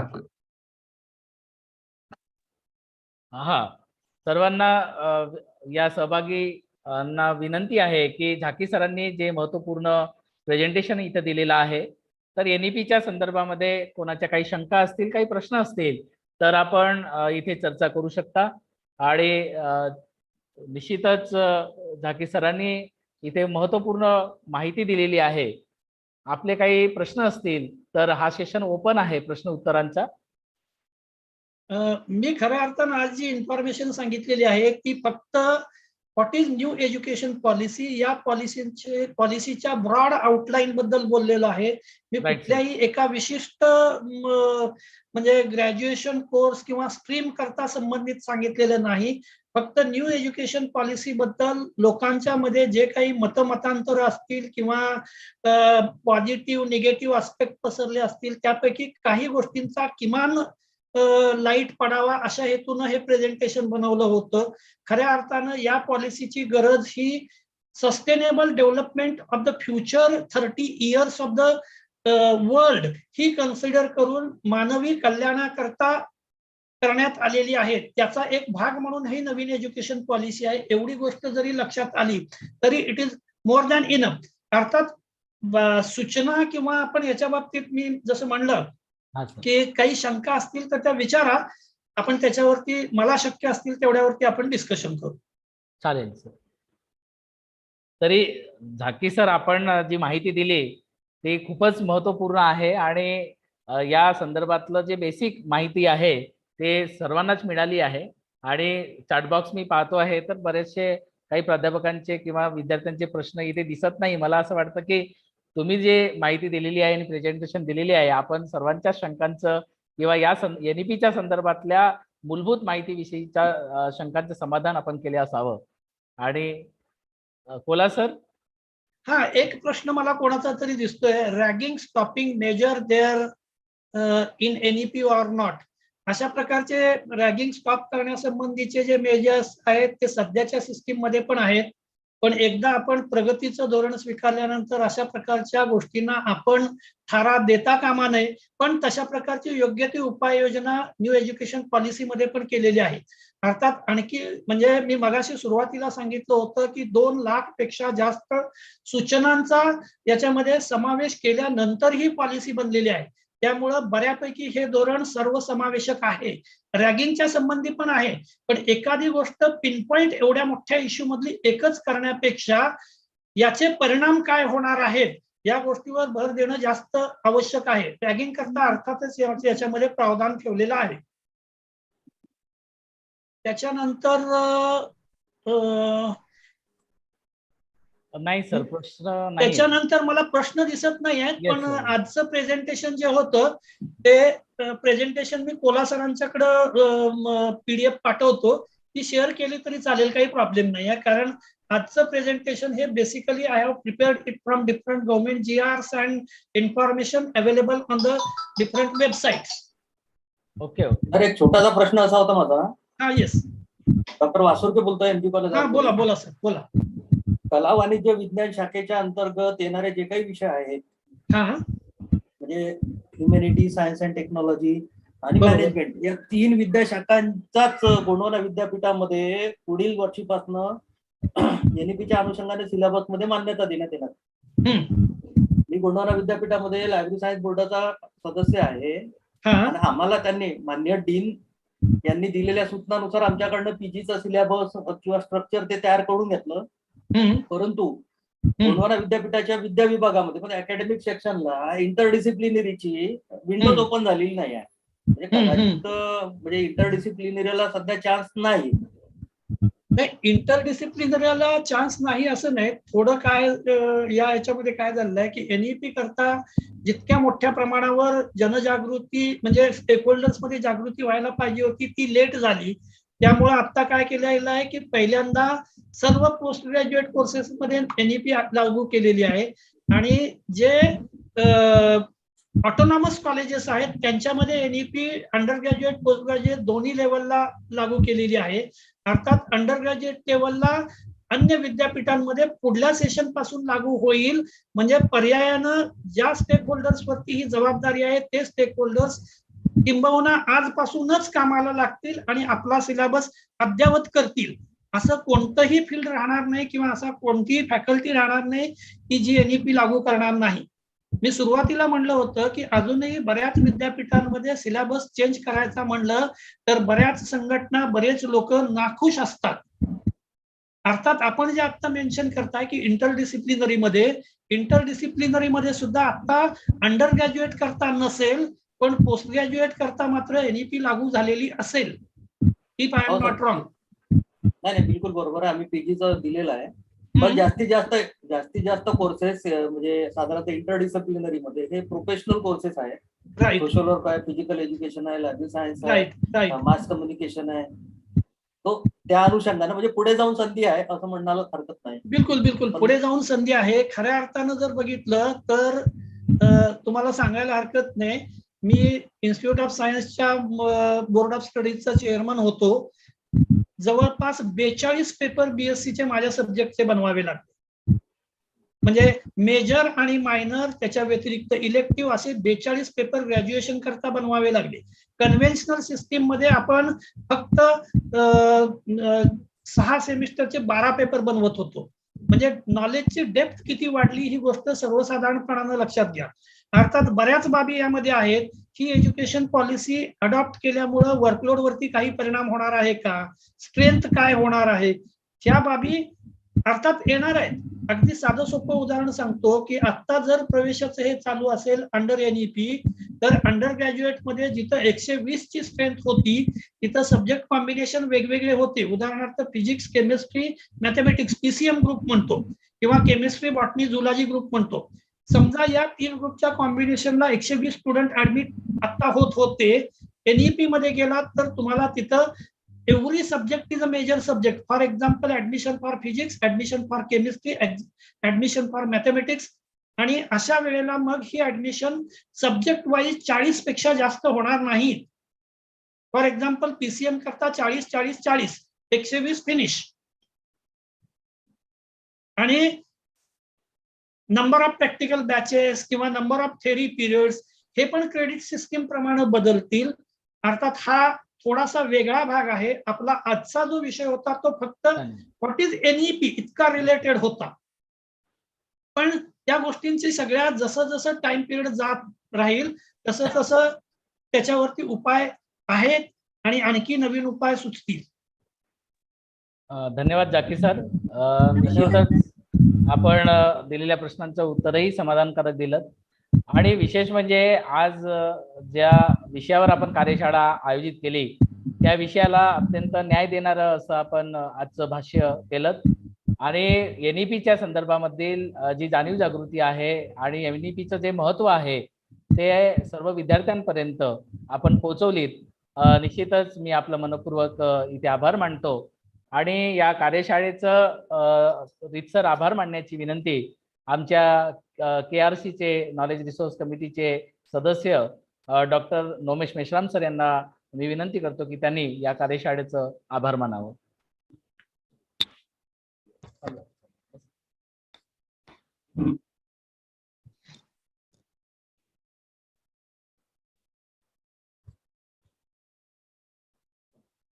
मनोहर भाई शिक्षण प्रसारक मंडळ आरमोरी द्वारा संचालित महात्मा गांधी कला विज्ञान व स्वर्गीय नसरुद्दीन भाई पंजवाणी वाणिज्य महाविद्यालय आरमोरी येथील इंटरनल क्वालिटी अश्युरन्स सेल तद्वतच नॉलेज रिसोर्स सेंटर यांचे संयुक्त विद्यमाने आज दिनांक 28 जुलै 2023 ला awareness and implementation of national education policy 2020 या विषयावरील वर्कशॉप आयोजित करण्यात आला.